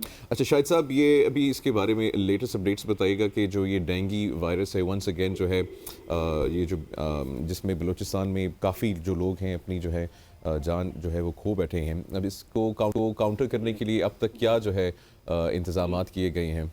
ओके जी, दोबारा दोहराइएगा प्लीज़। शाहिद साहब, डेंगू को कंट्रोल करने के लिए अब तक जो है गवर्नमेंट की जानिब से क्या इंतजामात किए गए हैं? जी देखें, कुछ दिन कबल ही ये आउटब्रेक का हमें अंदाजा हुआ था और महकमा सेहत बलूचिस्तान की जानिब से जो भी उनके प्रोग्राम मैनेजर्स हैं और जो डिस्ट्रिक्ट हेल्थ ऑफिसर्स हैं, उनको न सिर्फ हिदायत जारी कर दी गई थी बल्कि उनको जो भी इक्विपमेंट, जो भी टेस्ट के लिए जो भी जरूरी आलात दरकार थे वो फराहम कर दी गए हैं। और तुर्बत से ताल्लुक रखने वाले जो सूबाई वजीर हैं ज़हूर बुलैदी और अपोजिशन के रुकन है डॉक्टर मालिक, कल उनकी भी एक इस सिलसिले में मुलाकात हुई है और सियासी तौर पर जो भी सियासी क़यादत उस इलाके में मौजूद है वो इस सारे सूरत हाल का न सिर्फ जायजा ले रही है बल्कि इसकी रोकथाम के लिए जो कोशिशें हैं, जो एफर्ट्स हैं वो भी की जा रही हैं। लेकिन चूंकि चेंज ऑफ वेदर और मच्छरों की एक जिसे कहते हैं बहुतात की वजह से जो है ये सूरत हाल पैदा हुई है और उसके लिए जो भी स्प्रे वगैरह करने की जरूरत है वो भी डिस्ट्रिक्ट एडमिनिस्ट्रेशन को फराम की जा रही है और जो तिब्बी सहूलियात डिस्ट्रिक्ट हेल्थ ऑफिसर को रिक्वायर्ड है वो भी फराम की जा रही है। और अगर मजीद इस सिलसिले में कोई ऐसी सूरत हाल पैदा हुई तो मजीद उन्हें क्वेटा से सर ये सूरत हाल पैदा हुई ही क्यों है? ये डेंगू के इस तरीके से फैलने की वजह क्या है? जी देखें, इब्तदाई वजूहात लाजमी सी बात है, हालिया कुछ हफ्तों में जो बारिशों का सिलसिला हुआ है, बारिशों की वजह से मुख्तलिफ जगहों पर जो पानी की मौजूदगी रही है, लाजमी सी बात है कि सीजन होता है और मच्छरों की अफजाइश के लिए पानी ही एक ऐसा सोर्स है जहाँ पर उनकी अफजाइश होती है। तो हमने पिछला महीना जो है वो बारिशों की आउटब्रेक का गुजारा है, तो उसमें एक ऐसी सूरत हाल का अंदाजा था। ऐसा नहीं है कि ये अचानक आउटब्रेक हुआ है, महकमा हेल्थ को इसकी जो है ना अंदाजा मौजूद था और उस हिसाब से तैयारियां महकमा हेल्थ ने की थी। लेकिन लाजमी सी बात है कि एक वायरस जब आता है तो उसे कंट्रोल करने में कुछ वक्त लगता है। अच्छा, अभी जो है तकरीबन 5329 जो है लोगों में मजीद जो है तशखीस की गई है डेंगू वायरस की। अब मेडिकली कितना इक्विप्ड है गवर्नमेंट ऑफ बलूचिस्तान, वहाँ के हॉस्पिटल्स इनको जो है केटर करने के लिए? देखिए, जो तुर्बत है वहाँ पर हमारे पास टीचिंग लेवल का हॉस्पिटल मौजूद है डिस्ट्रिक्ट हेडक्वार्टर में और मेडिकल कॉलेज ऑलरेडी मौजूद है। और आपने खुद ये जुमला कहा कि 5000 लोगों में तशखीस हुई है, तो इस तशखीस के लिए किट्स वहाँ अवेलेबल थी और ये किट्स अवेलेबल इसलिए की गई थी क्योंकि एक आउटब्रेक का अंदेशा था और कुछ चीजें ऐसी तशखीस इब्तदा में हुई थी जिस पर डिस्ट्रिक्ट हेल्थ ऑफिसर ने महकमा सेहत बलूचिस्तान को अलर्ट किया और महकमा सेहत की जानिब से जो जो चीजें उन्हें फराम की जा सकती थी, चाहे वो तशखीसी किट्स हों या फिर इलाज मुआवजे के लिए दवाइयों के हवाले से हों। लेकिन लाजमी सी बात है, जिन लोगों को का शिद्दत या वायरस की शिद्दत ऐसा था जिनके जान बचाना मुमकिन न हुआ, उनके भी उन पर भी अफसोस का इजहार करती है हुकूमत। लेकिन ऐसा नहीं है कि बिल्कुल ही हुकूमत इससे गाफिल है। अच्छा सर, हजारों में तशखीस हुई है, 14 अफराद ऐसे हैं जो कि जान बहक भी हो चुके हैं इस मर्ज की वजह से। सो क्या वजह है कि केच में अभी तक इमरजेंसी नाफिज नहीं की जा सकी गवर्नमेंट की तरफ से? मेरा ख्याल है दो चीजें, दो जो हमारे सेक्टर्स हैं हेल्थ और एजुकेशन, उन पे इमरजेंसी डे 1 से नाफिज है। और जैसा आपने भी कहा और मैंने भी आपको यही बताया कि हमें इस चीज का अंदाजा था। डिस्ट्रिक्ट एडमिनिस्ट्रेशन जो है, डिस्ट्रिक्ट हेल्थ ऑफिस की हो या डिस्ट्रिक्ट एडमिनिस्ट्रेशन हो, उन्होंने हेल्थ डिपार्टमेंट को इस सिलसिले में आगाही दी थी और उसी आगाही की बुनियाद पर वो तमाम जो जरूरियत की अशिया या अद्वियात हैं वो तुर्बत को, मेडिकल कॉलेज को या जो टीचिंग हॉस्पिटल है या डिस्ट्रिक्ट हेल्थ ऑफिस है उन्हें फराहम की गई। अच्छा सर, यहाँ पे मैं चाहूँगा कि आप जो है बलूचिस्तान के जितने भी व्यूज़ हैं उनको भी जो है मुखातिब करते हुए जो इसके लिए इकदामात उठाएं, जो मतलब सफाई सुथराई की, पानी नहीं जो है इकट्ठा होने देना कहीं पे, वो बताएं कि अपनी जो हिफाजत वो खुद कैसे कर सकते हैं। जी देखें, इस सिलसिले में डिस्ट्रिक्ट एडमिनिस्ट्रेशन न सिर्फ वहाँ पे फ्यूमिगेशन वक्तन फवक्तन कर रही है बल्कि यही जो इकदामात करने की जरूरत है जहाँ पर खासकर पानी खड़ा ना होने दें लोग अपने घरों के करीब, ये सब तमाम चीजें जो है डिस्ट्रिक्ट एडमिनिस्ट्रेशन की जानिब से लोगों को बताई जा रही हैं। और तुर्बत हमारा एक ऐसा इलाका है जहाँ पर हम बलूचिस्तान में हमेशा ये कहते हैं जहाँ पर पॉलिटिकल शऊर बलूचिस्तान के दीगर अजला से बहुत ज्यादा है और लिटरेसी रेट बहुत ज्यादा है। तो ऐसा नहीं है कि कोई पसमानदा तरीन एरिया है, लिटरेसी रेट बेहतर है, लोगों का सियासी शऊर बहुत अच्छा है। मैंने आपको एक छोटी सी मिसाल दी कि हुकूमत और अपोजिशन अपनी जगह पे हों। इस सारी सूरत हाल पर गुज़िश्ता रोज भी सूबाई वजीर हैं पाकिस्तान पीपल्स पार्टी के ज़हूर बुलैदी और अपोजिशन के रुकन है डॉक्टर अब्दुल मालिक बलोच जो कि साबिक वज़ीर आला रहे, दोनों अलग-अलग सियासी जमातों से हैं, अलग-अलग सियासी नजरियात रखते हैं। लेकिन इस सूरत हाल पर गुज़िश्ता रोज दोनों की न सिर्फ मुलाकात हुई बल्कि डॉक्टर मालिक खुद जिसे कहते हैं तिब के शोबे से उनका ताल्लुक रहा है, तो उन्होंने भी अपनी तजावीज जो है डिस्ट्रिक्ट एडमिनिस्ट्रेशन को और हेल्थ सेक्टर को फराहम। अच्छा सर, जिन इलाकों में, जिन अजला में ये ज्यादा तेजी से फैल रहा है या फैल चुका है, वहाँ पर कोई डॉक्टर्स वगैरह की, मेडिकल प्रोफेशनल्स की कोई एक्स्ट्रा या इजाफी नफरी तैनात की गई है हॉस्पिटल्स वगैरह में? देखिए, हमें इजाफी नफरी किसी और डिस्ट्रिक्ट से तुर्बत में बिलखुसूस इसलिए तैनात करने की जरूरत नहीं है कि तुर्बत में ऑलरेडी एक मेडिकल कॉलेज मौजूद है और वहाँ का जो डिस्ट्रिक्ट हेडक्वार्टर हॉस्पिटल है वो टीचिंग हॉस्पिटल का दर्जा रखता है और वहां पर जो फैकल्टी इस सारी सूरत हाल से निपटने के लिए दरकार है वो तुर्बत में ऑलरेडी मौजूद है। लेकिन अगर कोई ऐसी अनकंट्रोल्ड सिचुएशन हुई तो फिर नियरिंग डिस्ट्रिक्ट्स में से जो है ना टीमें रवाना की जा सकती हैं। यहाँ तक के प्रोफेशनल्स जो हैं वो सूबाई दारुल हुकूमत कोयटा से भी रवाना किए जाएंगे, लेकिन उसकी रिक्वायरमेंट के लिए डिस्ट्रिक्ट हेल्थ ऑफिस या डिस्ट्रिक्ट एडमिनिस्ट्रेशन जब तक सूबाई महकमा सेहत से बात नहीं करेगी उस वक्त तक हमें वेट करना होगा। चलें जी, शायद साहब आप हमें अपडेट कर रहे थे बलूचिस्तान से, आपके वक्त का बहुत शुक्रिया। हाल है जी बलूचिस्तान की, और जो बलूचिस्तान की आवाम अगर हमें इस वक्त देख रहे हैं, जो भी अफराद, उनसे यही रिक्वेस्ट है हमारी भी कि जो प्रिकॉशनरी मेजर्स हैं खुद भी अपने तौर पे लें ताकि इसका फैलाव कम हो सके। प्रोग्राम में क्विक शामिल करते हैं।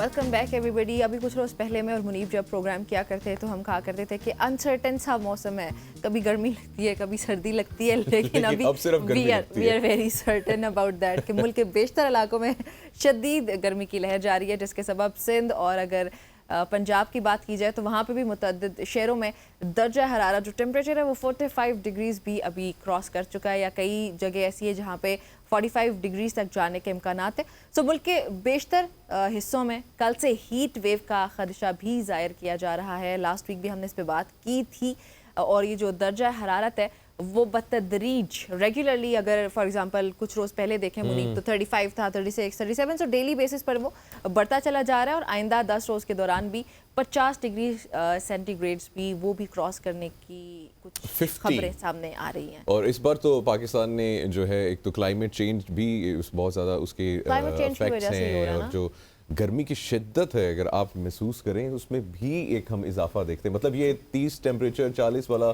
इंटेंसिटी ज्यादा है। अब वो मई की जैसे गर्मी थी ना कि वो किसी और तरह की थी, अभी वही अगर टेम्परेचर उस तरह चल रहा है लेकिन उसकी इंटेंसिटी वाकई और तरह की है, जो आपको लग रहा है कि यार ये तो जुलाई वाली गर्मी चल रही है। सो एनी हाउ जो मुख्तलिफ इलाकों के पंजाब की बात करें, अभी अगर लाहौर की तो टेम्परेचर 48, जबकि नवाबशाह में 49 डिग्री सेंटीग्रेड तक जाने का इम्कान है।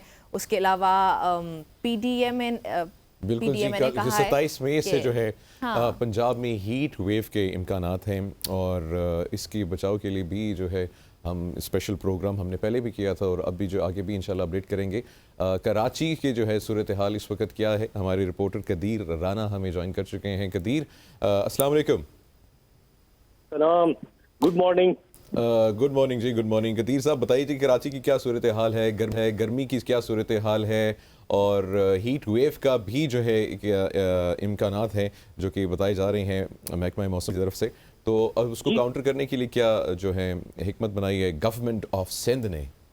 हाँ, अच्छा, थोड़ा सा पहले तो मौसम की बता दूं। कराची का मौसम जो है इस वक्त जो आज जो कम से कम दर्जा हरारत रिकॉर्ड हुआ है 29 डिग्री सेंटीग्रेड जो है वो रिकॉर्ड किया गया है, जो अमूमन इससे पहले जो अभी गुज़िश्ता अगर 15-20 दिन की हम बात करें तो 27 से लेके 28.5 29.5 आज जो है 29 डिग्री सेंटीग्रेड पर, जिसका मतलब टेम्परेचर जो है वो बढ़ रहा है, क्योंकि उसकी और यहाँ पर जो है फीलिंग भी ज्यादा होती है, हवा में नमी है ज्यादा, और इसी वजह से उसकी फीलिंग भी ज्यादा होती है। आज जो मैक्सिमम बताया गया है महकमा मौसमियात की जानिब से 38 डिग्री सेंटीग्रेड जो है वो टेम्परेचर होगा कराची का, और उसकी फीलिंग जो है 40 डिग्री सेंटीग्रेड से ज्यादा मतलब हो सकती है हवा में नमी के तरफ।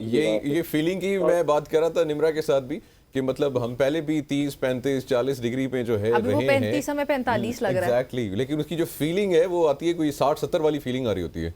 जी बिल्कुल। अच्छा, कराची में चूंकि जो नमी ज्यादा है ना, आज भी सुबह जो हवा में नमी का तनासुब है वो 75% मतलब उसका वो रिकॉर्ड किया गया, और शाम में थोड़ी सी कम हो जाती है 35-45%, इस हिसाब से जो है वो रहेगी।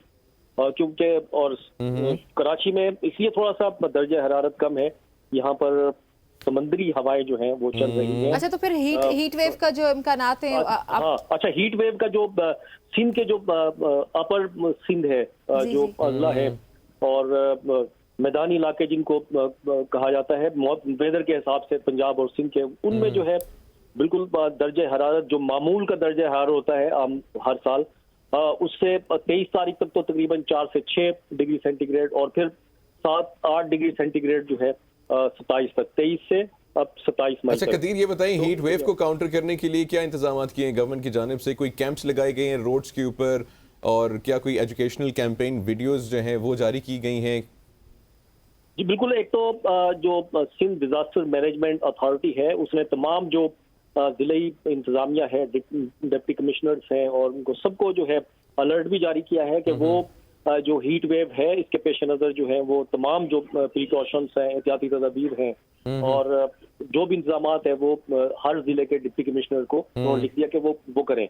और इसके अलावा चीफ सेक्रेटरी सिंध की जानिब से भी जो है वो एक इजलास मुनक्किद हुआ था 2 रोज का, तो उसमें भी जो है चीफ सेक्रेटरी ने तमाम डिप्टी कमिश्नर को हिदायत की थी कि हीट वेव के पेश नजर जो है हिदायत तो की अस्पतालों में खुसूसी इंतजाम किए जाएं हीट वेव के हवाले से। इसके अलावा पब्लिक मकामात पर जो है पानी का इंतजाम किया जाए, ठंडे पानी का। कदीर ये फिर लागू भी हुआ या नहीं?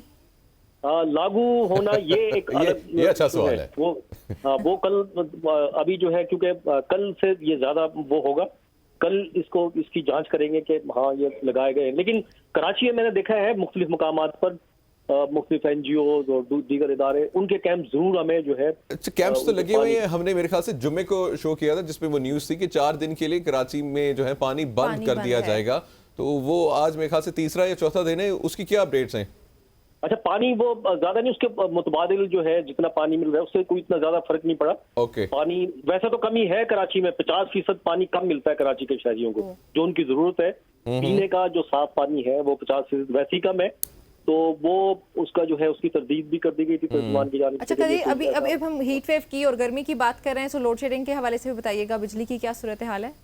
अच्छा, बिजली की जो है कराची में बिल्कुल लोड शेडिंग का सिलसिला जारी है, और कहीं पर तो जिस तरह से के इलेक्ट्रिक जो है वो एलानिया लोड शेडिंग करती है बाकायदा, जहां से उनकी रिकवरी के हिसाब से बिलिंग जहां मतलब होती है उसके हिसाब से कहीं 1 घंटे की है हर 4 मरतबा दिन में, कहीं 2 घंटे की 4 मरतबा है, कहीं 2.5 घंटे की 4 मरतबा है, कहीं 3-3 घंटे की भी है, इस तरह लोड शेडिंग करती है। लेकिन बाज़ मकामात पर वो वैसे भी गैर एलानिया तौर पर भी जो है वो सिलसिला जारी रखे हुए हैं, और इसमें बड़ी मुश्किलात हो जाती है जब बिजली नहीं होती, तो फिर शहरियों को काफी मुश्किलात का जो है वो मुश्किलात का सामना तो करना ही पड़ेगा जी।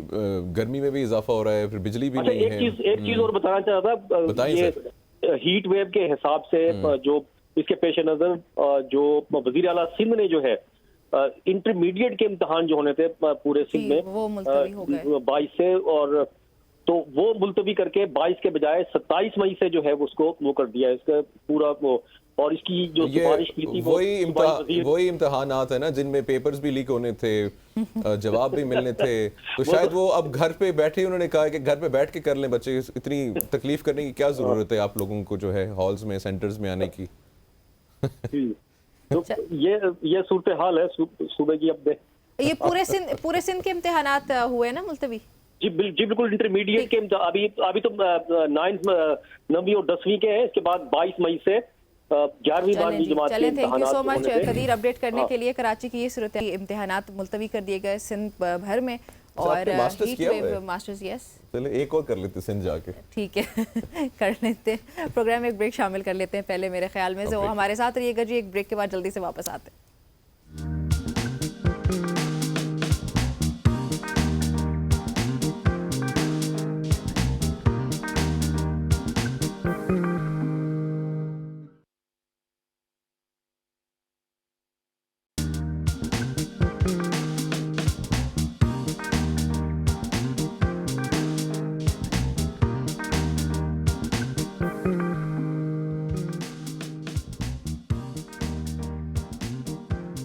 वेलकम बैक ख़वातीन और हज़रात, एक बार फिर आप सबको जो है खुशामदीद कहते हैं। ख़वातीन और हज़रात, किसी की तस्वीर बनाना इंतहाई मुश्किल काम है और ये जो है हुनर कम लोगों में जो है पाया जाता है। मैंने बड़ी कोशिश की थी बचपन में जो है वो सीखूं मैं स्केच बनाना और ड्राइंग करना, पेंटिंग करना, लेकिन ये मेरे बस की बात नहीं थी। और इस वक्त निम्रा भी एक स्केच बना रही है यहाँ पे, वो हम आपको जो है और बाद में दिखाएंगे। देख नहीं सकते शायद, लेकिन मेरा तो जब भी वाकई बहुत बड़ा हुनर है, क्योंकि मैंने तो जब भी कुछ करने की कोशिश की तो वो ऐसा ही कुछ बन के सामने आता रहा है। बिल्कुल। सो तस्वीर बनाना या मंजरकशी करने को स्केच भी कहा जाता है, और ये आर्ट जैसे मुनीब ने भी कहा कि बहुत कम लोगों में होता है। सो पाकिस्तान में इस हुनर के बहुत कम लोग पाए जाते हैं। तो आज हमारे साथ मौजूद है एक स्केच आर्टिस्ट जिनका शौक और उनका हुनर ही उनका काम बन चुका है। अदील अहमद इनका नाम है, और अदील अहमद ने बहुत सी मारूफ शख्सियात का स्केच बनाकर उनसे दाद भी समेटी है। अदील हमें इस वक्त स्टूडियो में ज्वाइन कर चुके हैं। अदील, अस्सलाम वालेकुम एंड गुड मॉर्निंग। वालेकुम सलाम, thank you so much for inviting me. कैसे हैं आप? सबसे पहले तो ये बताएं। अल्हम्दुलिल्लाह मैं बिल्कुल ठीक। ये जी मैं भी यही पूछ रहा था कि हाल चाल ठीक है आपका? हाल चाल ठीक है। अच्छा अदील, बताएं, माशाल्लाह से अभी तक आपने कुछ आपके स्केचेस हमारे पास मौजूद हैं। शान भाई हैं माशाल्लाह से, हेलो, उनका आपने स्केच बनाया है। और किन किन के आपने जो हैं वो स्केचेस बनाए हुए हैं? मैंने शान शाही साहब का अभी जो स्टूडियो में डिस्प्ले किया हुआ है, डॉक्टर अब्दुल कदीर खान साहब का। अभी रिसेंटली मैंने जो गवर्नर पंजाब थे रिसेंट जो बलीगुर रहमान साहब, उन्हें उनका स्केच प्रेजेंट किया। उससे पहले जो चौधरी मोहम्मद सरवर साहब थे, उनका भी स्केच बना के उन्हें प्रेजेंट किया।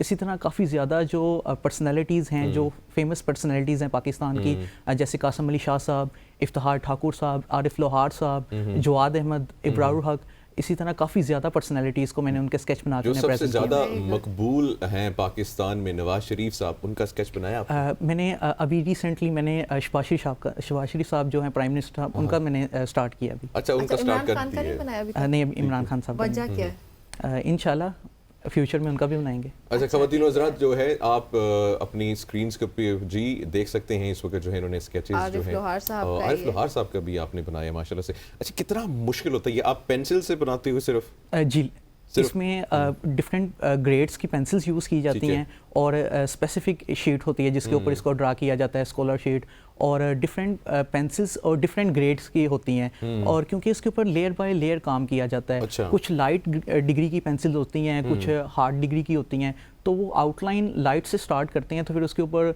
अप्लाई करते जाते हैं, तो एक स्केच तैयार होता है। सही। अच्छा, आप कितने अरसे से कर रहे हैं? मैंने 2020 में मैंने स्टार्ट किया था। अच्छा, अभी सिर्फ 4 साल हुए। Very nice. So all of a sudden you started that, या बचपन से शौक था और वो उसी बचपन में मैं सिर्फ जो बेसिक हमारी जो टूल्स होते हैं, वो फोटोकॉपी पेपर और जो लेड पेंसिल थी, उसके साथ मैं कुछ ड्राइंग वगैरह बनाता रहता था। लेकिन 2020 में मेरे अंदर आया कि शायद मेरे अंदर ये आर्ट, ये टैलेंट मेरे अंदर मौजूद है। तो मैंने कहाँ से आया? गॉड गिफ्टेड है, गॉड गिफ्ट। मैंने कहीं से नहीं सीखा। तो सीखा नहीं है? मैंने कहीं से नहीं सीखा, गॉड गिफ्टेड है। तो मैंने अपने पीर साहब थे हसन हसीबुर रहमान साहब, उनसे मिलने का मुझे बड़ा शौक था। तो मैंने कहा चले उनका स्केच बनाता हूँ। तो वो मैंने बनाना स्टार्ट किया। तो जब भी बनाता था तो अपनी फैमिलीज को मैं दिखाता था कि हाँ ये मैं अच्छा बना रहा हूँ कि नहीं। तो वो मुझे बताते थे कि आप ठीक बना रहे हैं, नहीं बना रहे। जहाँ पे मिस्टेक होती थी मैं उसको ठीक करता था। तो फिर मैंने उनका स्केच एक बेहतरीन बनाया, फिर मैंने उन्हें प्रेजेंट किया। कितनी मेहनत होती है, कितना टाइम लगता है, और अगर थोड़ा सा आप इसको हमारी समझने के लिए आइडेंटिफाई मतलब बेहतर समझने के लिए जो है बताएं कि जो स्केच होता है, क्योंकि मुझे याद है कि मैं थोड़ी सी क्लासेस ली थी बचपन में, इसके कुछ पॉइंट्स होते हैं, पहले आप वो ड्रॉ करते हो, इसका फिर मुकम्मल उसको पॉलिश करने के लिए, तो वो प्रोसेस क्या है? जी बिल्कुल। प्रोसेस जो है वो हम ग्रिड मेथड को भी यूज़ कर सकते हैं, जैसे ब्लॉक बना के हम उसको पॉइंट आउट करते हैं। तो मैं उससे नहीं स्टार्ट करता, मैं फ्री हैंड से उसको स्टार्ट करता हूँ, आउटलाइन। तो फ्री हैंड से मैं उसको एक पूरा आउटलाइन बना लेता हूँ पहले, तो फिर उसके बाद मैं उसके ऊपर कंप्लीट स्केच की तरफ आता हूँ। तो एक स्केच बनाने में अप्रोक्सीमेटली 20 से 22 घंटे लग जाते हैं। 20 से 22 घंटे लगातार? नहीं, मैं कंटिन्यूसली काम नहीं करता, एक दिन में 2 घंटे काम कर लेता हूँ, तो 10-12 दिन में एक स्केच तैयार हो जाता है। अच्छा, 10-12 दिन में आप करते हैं, और वो वैसे 10-12 घंटे होते हैं। सही है। अच्छा, कोई इंसान जो अभी स्केच आर्टिस्ट बनना चाहता हो, तो उसको क्या चीज़ें खुद में देखनी चाहिए कि यार मेरे अंदर अगर ये चीज़ें हैं, ये वाली खूबियाँ हैं, सो मैं स्केच की तरफ जा सकता हूँ, इस आर्ट की तरफ? जैसे अभी जो कॉलेजेस के अंदर या स्कूल्स के अंदर जो बच्चे हैं मैट्रिक या इंटरमीडिएट के अंदर, वो बच्चे आजकल के मॉडर्न जो हम कैरिकुलम को देख रहे हैं वहाँ पे किताबों के अंदर आर्ट को भी मेंशन किया गया है, बहुत डायग्राम्स हैं, बायो की डायग्राम्स हैं, इसके अलावा भी तो बच्चों के अंदर ये मेरे ख्याल से स्किल्स मौजूद है, तो उन्हें इसकी तरफ लेकर आना पड़ेगा, क्योंकि आर्ट तो एक बहुत बड़ा कह लें कि एक समुंदर है जहाँ पे हर एक चीज़ मौजूद है। तो मेरे ख्याल से बच्चे इसकी तरफ आ सकते हैं, उन्हें गाइड किया जाए, उन्हें बताया जाए कौन से टूल्स हैं, क्या टेक्निक्स हैं जी, तो बच्चे इसके ऊपर आ सकते हैं। और मैंने रिसेंटली काफ़ी ज़्यादा बच्चों को इसके ऊपर लेकर आए, उन्हें मैंने सिखाया है।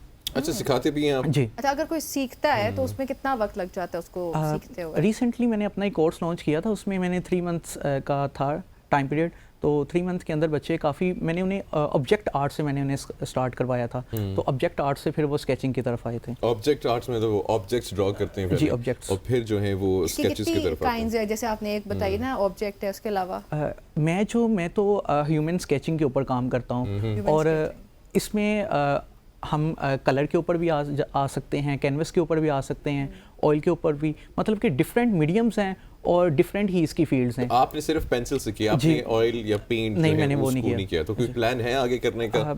मतलब आपने स्केच तो बना लिया, अब इसमें रंग डालने? जी, कलर से भी हो सकता है, तो इन फ्यूचर मैं उसकी तरफ भी आऊँगा इंशाल्लाह। हो सकता है जी। तो अगर बच्चों ने सीखना है तो 2 से 3 महीने के अंदर वो सीख सकते हैं? जी, स्टार्ट कर सकते हैं, उसके ऊपर जितना ज़्यादा वक्त लगाएंगे उतना ज़्यादा अच्छा इम्प्रूव होगा। हाँ, ओवरऑल वो तो प्रैक्टिस है ना, फिर उसके बाद वो सीखने के बाद प्रैक्टिस करें, लेकिन मैं बेसिक पूछी थी कि सीखने में कितना वक्त लग सकता है। अच्छा, अभी आपने बताया 2020 से आपने जो है इसको स्टार्ट किया है, और आपने किसी से सीखा भी नहीं है, तो ये इनबिल्ट जो है ना टैलेंट जो है ना वो होना बहुत ज़रूरी होता है। अब जो जैसे बच्चे हैं, अगर वो सीखना भी चाहते हैं लेकिन आपके पास आए हैं, लेकिन उनके अंदर वो एक हाथ में शायद सफाई ना हो, या वो कुछ होता है ना नेचुरल चीज़, हर इंसान गाना नहीं गा सकता है, वो गॉड गिफ्टेड होने वाली चीज़ है, वो कोई गाना गा सकता है, कोई गाना आए या ना आए, गाना चाहिए। एग्जैक्टली, मुझे चाहत फतेह अली खान का नाम याद आ गया। सो ये वाला क्वेश्चन वाकई मेरे से जी, स्टार्टिंग में मैं भी ऐसे था। मैंने जब मैंने स्टार्ट किया था 2020 में, तो मैं जो स्केच बना रहा था वो मैं अमिताभ बच्चन का बना रहा था। अच्छा। तो लेकिन उस टाइम पीरियड के अंदर मैं रितेश देशमुख जो है उनकी फिल्म्स ज़्यादा देखता था, तो बना मैं अमिताभ बच्चन का रहा था, लेकिन वो बन रितेश देशमुख का गया। क्या बात है। तो मेरे साथ भी ऐसा हुआ था।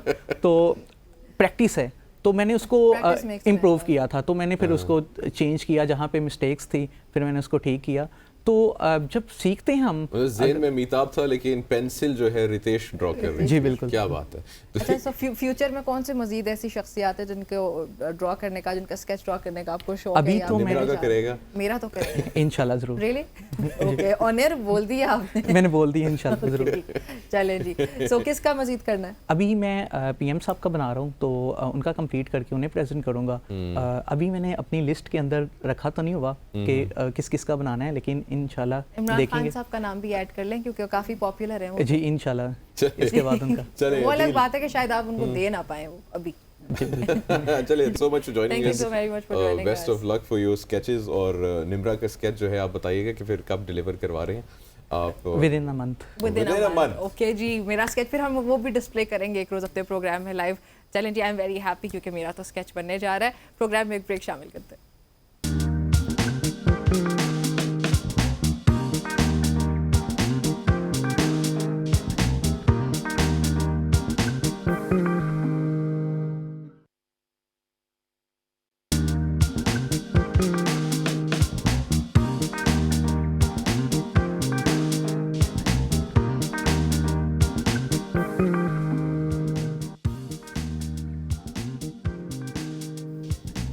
Welcome back everybody. मुनीब, अगर हम लोग अपने आजकल के दौर की बात करें, like 2024, so what do you think कि इस दुनिया में तरक्की करने के लिए, अगर किसी इंसान को तरक्की हासिल करनी है तो उसको क्या करना चाहिए? हर इंसान को जो है इंटरनेट और आईटी से जो है वो मदद लेनी चाहिए, और इस वक्त जो है डेफिनेटली जो न्यू स्किल्स हैं वो एक्वायर करनी चाहिए और अपने आप को जो है इक्विप करना चाहिए। बिल्कुल ऐसे ही है। अगर मौजूदा दुनिया में किसी को तरक्की हासिल करनी है तो हर इंसान को इंटरनेट और आईटी से अपनी स्किल्स को एनहांस करना चाहिए और मजीद मेहनत करनी चाहिए। और पाकिस्तान, आपको पता है निम्रा, इस वक्त जो है आईटी सेक्टर के अंदर जो है बहुत ज़्यादा माशाल्लाह से आगे है, और इसकी जो है एक मुंह बोलता नहीं बल्कि इसका जो सबूत है इस वक्त हमारे साथ मौजूद है नोमान इरफान है, माशाल्लाह से is the youngest farmer youngest software developer of Pakistan, artificial intelligence के ज़रिए जो है, और उन्होंने जो है एप्लीकेशंस भी बनाई है। और अम्मार जो है बच्चे का नाम है, he is the youngest software developer, और माशाल्लाह से इनकी अपनी सॉफ्टवेयर की कंपनी भी है, सॉफ्टवेयर हाउस भी है, और अपना कॉल सेंटर भी रन कर रहे हैं, और वो सारा जो है फ्रीलांस इनकम से जो उन्होंने जनरेट किया। बिल्कुल ऐसे, and he is doing a lot of things. उनको वेलकम कहते हैं। अम्मार, अस्सलाम वालेकुम एंड गुड मॉर्निंग।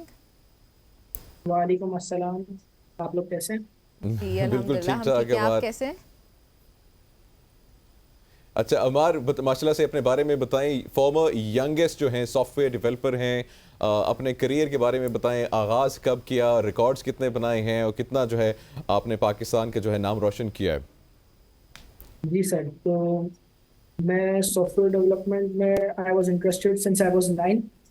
फिर मैं 10-11 इयर्स की एज तक पेरेंट्स से जिद करता रहा कि मुझे कंप्यूटर की एजुकेशन में जाना है, but they were like you are too small for this.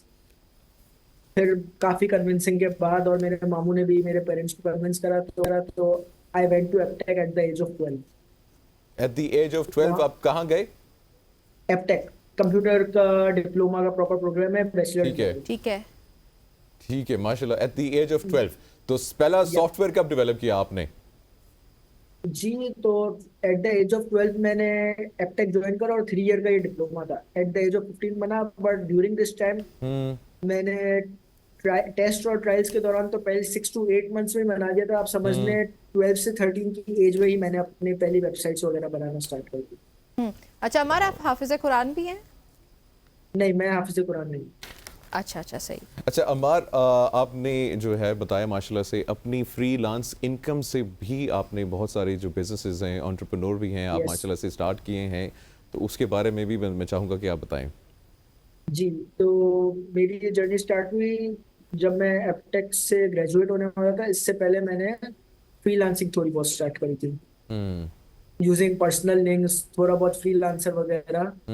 Then after I was declared the youngest software developer in Pakistan, इसके बाद मेरे पास काफी कॉन्टेक्ट्स आए, कनेक्शंस आई, मेरा थोड़ा सा नाम बना, तो फ्रीलांसिंग मेरी थोड़ी और ज्यादा एनहेंस होती गई। फ्रीलांसिंग के थ्रू मैंने काम बनाता गया, सॉफ्टवेयर बनाता गया क्लाइंट्स के लिए। देन मेरी रिक्वायरमेंट्स इतनी बढ़ गई कि I was not able to do it alone, so I had to hire at the start some freelancers. फिर इसके बाद I had to hire full time employees, and ऐसे कर करके I made a software house. अच्छा अभी हमारा आपकी अभी एज कितनी है, और कितने कॉम्प्लेक्स सॉफ्टवेयर जो हैं मुख्तलिफ तरह के, मैं चाहूँगा कि आप बताएं कि जो आप डेवलप कर चुके हैं, जो कि नेशनली और इंटरनेशनली भी यूज़ हो रहे हो? जी, अभी मेरी एज 17 है, और मैं सॉफ्टवेयर बना चुका हूँ like AITELS, which was a ChatGPT like app before ChatGPT, but we had to shut it down because ChatGPT just launched 1 month after, और obviously उनका billions of dollar का बजट था, so we could not compete with them। ठीक है। अच्छा, ये जो आप अभी जी कंटिन्यू करें। उसके अलावा मैंने सिटी बैंक के भी इंटरनल टूल्स बनाए हैं, और भी अभी डेनमार्क में भी मेरे प्रोजेक्ट्स चल रहे हैं, USA में भी चल रहे हैं। इंटरनल प्रोजेक्ट्स होते हैं कुछ टीम्स के, कुछ के हमारे एक्सटर्नल प्रोजेक्ट्स होते हैं, like a booking software for salon. इसके अलावा अभी मेरी सिंगापुर में भी अभी करंटली ब्रांच खुली है थोड़ा टाइम पहले। ठीक है। अच्छा अमार, ये जो आप अभी अपना सॉफ्टवेयर हाउस रन कर रहे हैं, उसके बारे में बताएं, कितने एम्प्लॉयज आपने इस वक्त हायर कर लिए हैं? अभी करंटली मेरे 4 एम्प्लॉयज हैं। कोई वैकेंसी है आपके पास? वैकेंसी मेरे पास आती रहती है। चले फिर मैं निमरा हम अप्लाई करेंगे इंशाल्लाह। आप हमें सिखाएंगे भी? जो आपके एम्प्लॉयज होते हैं जिनको आप हायर करते हैं, तो आप उनको सिखाते भी हैं? मेरे पास मोस्टली प्री ट्रेन्ड एम्प्लॉयज आते हैं जिनका 1 to 2 years एक्सपीरियंस हो, क्योंकि हम लोग को फॉरेन फ्रीलांसिंग की फील्ड में डालना होता है, like make projects and stuff. ठीक है, चले हो सकता है फ्यूचर में आप वर्कशॉप्स भी स्टार्ट कर देना। हाँ, हो सकता है इंशाल्लाह। चले अमार, बहुत बहुत शुक्रिया, best of luck for your future, और कीप इट अप। और माशाल्लाह से जी 17 इयर्स इनकी एज है, 15 साल की उम्र में जो है इन्होंने सबसे पहला जो सॉफ्टवेयर डेवलप किया वो यंगेस्ट पाकिस्तानी, और अभी एक और बच्चा भी है, बल्कि इनका रिकॉर्ड तोड़ दिया उसने मेरे ख्याल से, वो 9 या 10 साल की एज के अंदर ही डेवलप्ड सॉफ्टवेयर। यस, बिल्कुल ऐसे ही। और सॉफ्टवेयर हाउस रन करना, फिर उसके अलावा जैसे अमार ने बताया कि वो इतनी ज़्यादा सारी चीज़ें कर रहे हैं एट अ टाइम। माशाल्लाह। जो बात हम हमेशा कहते हैं अपने प्रोग्राम में कि पाकिस्तान में टैलेंट की कोई कमी नहीं है, वो रोज़ाना की बेसिस पे हम वापस साबित भी करते हैं। एक ब्रेक शामिल करते हैं जल्दी से।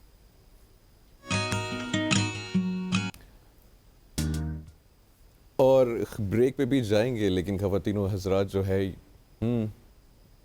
अच्छा सॉरी, रिकॉर्डिंग हो रही है। मुझे याद नहीं था। मुझे लगा लाइव बैठे हुए। मुझे लगा ब्रेक है, ब्रेक की आदत है। ऑलराइट, थैंक यू, आप करें।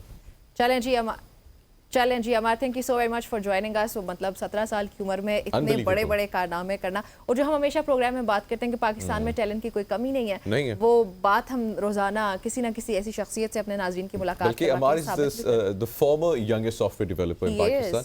आज हमें एक और बच्चे ने ज्वाइन करना था, इज 9 और 10 years old। हाँ, वो उनका भी रिकॉर्ड तोड़ने के लिए तैयार है लोग। उन्होंने माशाल्लाह से, वो हाफिज भी हैं और he has become the youngest software developer in Pakistan. बिल्कुल ऐसा ही है, उसको जितना अप्रिशिएट किया जाए कम है। लेकिन अभी प्रोग्राम में आगे बढ़ते हैं, कुछ इंटरेस्टिंग स्टोरीज हैं आप लोगों के लिए।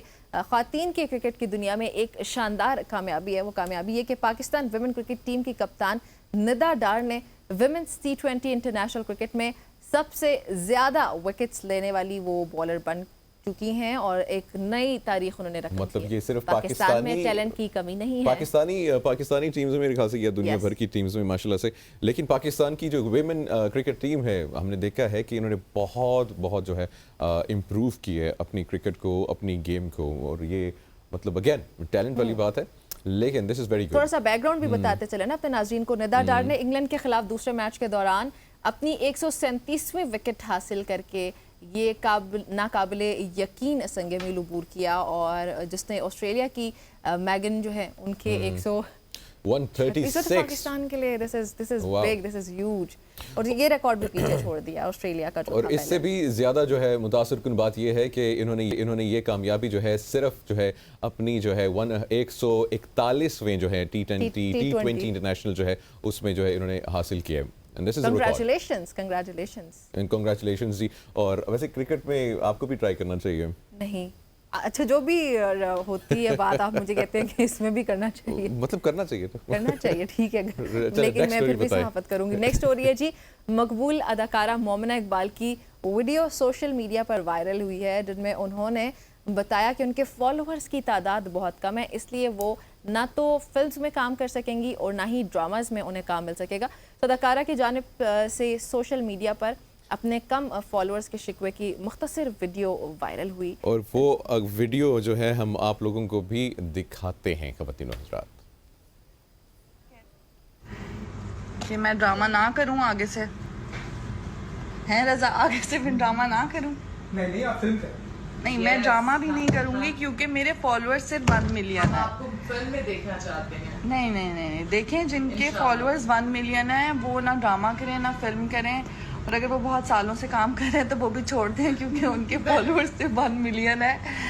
मैं सुबह से ये कोई 10 लोगों से सुन चुकी हूँ कि मेरे फॉलोअर्स 1 मिलियन है, तो मतलब so what, it's nothing bro, you have to work hard. हाँ, मुझे कपड़े नहीं, मुझे मेरे जो अच्छे डिज़ाइनर्स हैं उनको कोई मसला नहीं है, बेचारों की क्यों मैं खराब करूँ, लेकिन कुछ कह रहे हैं कि आपके सिर्फ 1 मिलियन है तो जी। तरक्की के स्टैंडर्ड्स कुछ इस तरीके से बदल चुके हैं। कुछ साल पहले हम लोगों के कोई और स्टैंडर्ड्स थे, टैलेंट होता था, कुछ और चीज़ें होती थी। अभी एक जो उन्होंने क्राइटेरिया बताया है खुद ही अदाकारा ने कि फॉलोअर्स अगर हैं तो ठीक है, नहीं है तो नहीं। सो ये बिल्कुल क्राइटेरिया बदल चुका है। के ऊपर जो है आपको जो है वो देखा जाता है कि अगर आपके फॉलोअर्स हैं तो ठीक है, बेशक। और हमने देखा भी है जिनके ज़्यादा फॉलोअर्स होते हैं, मेजॉरिटी टिकटॉक, इंस्टाग्राम इन्फ्लुएंसर्स, जिनमें कोई स्किल नहीं है, टैलेंट नहीं है, लेकिन उन्हें काम दिया जा रहा है, और जो टैलेंटेड लोग हैं उनको काम नहीं दिया जाता है। दिस इज क्वाइट पहले अलग मयार थे जी, बिल्कुल ऐसे ही। अच्छा, एक और मकबूल अदाकार मुनीब भट्ट की भारतीय फिल्मसाज अदाकार जो हैं मनोज बाजपेयी से मुत्तहिदा अरब अमारात की रियासत दुबई में होने वाली मुलाकात की भी वीडियो वायरल है। मुनीब भट्ट की जानिब से इंस्टाग्राम पर मनोज बाजपेयी से मुलाकात की ये शेयर करदा वीडियो है, इसको मुतअद्दिद सोशल मीडिया प्लेटफॉर्म्स पर शेयर किया गया है और सारिफीन ने दोनों अदाकारों की तारीफ़ें की हैं। ये वीडियो इस वक्त आप देख भी सकते हैं। तो दोनों जो एक्टर्स हैं वो दुबई के एक होटल में मुनक्किब तकरीब में उनकी मुलाकात हुई है। This is very good. और नॉर्मली हम ये देखते हैं कि पाकिस्तानी और इंडियन जो आर्टिस्ट हैं वो बाहर के मुल्क स्पेशली दुबई में जो है मुलाकात होती है, उनकी वही जो बहाना है बनता वो है। जो है और वो एक दूसरे को जो है अप्रिशिएट भी करते हैं। स्पेशली हमने देखा नॉर्मली ज़्यादा जो है अभी जैसे इंडियन सलमान खान ने आर्टिस्ट किया हैं था। वो पाकिस्तान की जो आर्टिस्ट हैं उनका जो काम है, ड्रामाज हैं, स्टोरीज हैं, उनको बहुत ज़्यादा पसंद उसको करते हैं। एक्नॉलेज करते हैं, फिर अप्रिशिएट करते हैं। अभी जैसे शाज़ेब रिंद की बात करें अगर, तो उनको जिस तरीके से सलमान खान ने अप्रिशिएट किया था। सो क्रॉस द बॉर्डर ये वाली डेवलपमेंट्स होना बहुत इंपॉर्टेंट है और हमारे लिए ही बेहतर है, क्योंकि हम नेबरिंग कंट्रीज हैं, no matter what our history is, लेकिन इस तरीके के वाक़यात, इस तरीके से एक्टर्स वगैरह का आपस में मिलना जुलना इज़ वेरी। अच्छा, नेक्स्ट स्टोरी भी बड़ी इंटरेस्टिंग है और ये जो है एक इंटरेस्टिंग स्टोरी है, ये बिल्ली की कहानी है। और ये क्या कहानी है? मैक्स नाम है जी इस बिल्ली का, एक दिलकश बिल्ली है जिसने वर्मोंट स्टेट यूनिवर्सिटी के तलबा और असातिज़ा के दिलों में एक ख़ास मकाम हासिल किया है। और फेयर हेवन में एक जो है वो बिल्ली उसके बच्चे के तौर पर, मतलब ज़िंदगी शुरू करने के बावजूद, वेरी क्यूट है ना, इट इज़ वेरी क्यूट कि ये यूनिवर्सिटी डेली जाती रही है अपने ऑनर के साथ और उसकी वजह से उसको एक घर भी मिला है घर भी मिला है और वो कैंपस का एक प्यारा साथी बन चुकी हैं ये। सो 5 सालों से मैक्स जो है वो कैंपस का बाकायदा विजिटर रहा। ये जो जहाँ पे जो तलबा थे इनकी अक्सर मुलाकात रही है उनके साथ सारे इवेंट्स उन्होंने जो इवेंट्स का हिस्सा रहे ये कैट। वेरी इंटरेस्टिंग कैट जी। ये जी ख़वातीनो हज़रात, आज की कुछ इंटरेस्टिंग स्टोरीज भी हम लोगों ने आपके साथ जो है वो शेयर की हैं। और बिल्लियाँ जो हैं प्यारी पेट हैं और बहुत सारे जो लोग हैं इसको पसंद भी करते हैं, लेकिन ये जो है बड़ी स्पेशल थी। इसको ऑन कैंपस रोज़ाना यूनिवर्सिटी भी जाती रही और इसके बहुत सारे फॉलोअर्स भी हैं, इसके फैंस भी बहुत ज़्यादा हैं। खैर ये थी जी हमारी आज की एपिसोड। उम्मीद है आपको पसंद आई होगी। फीडबैक ज़रूर दिया करें हमें। आपसे इजाज़त चाहते हैं, कल मुलाकात होती है। अपना ख्याल रखिएगा। अल्लाह हाफ़िज़।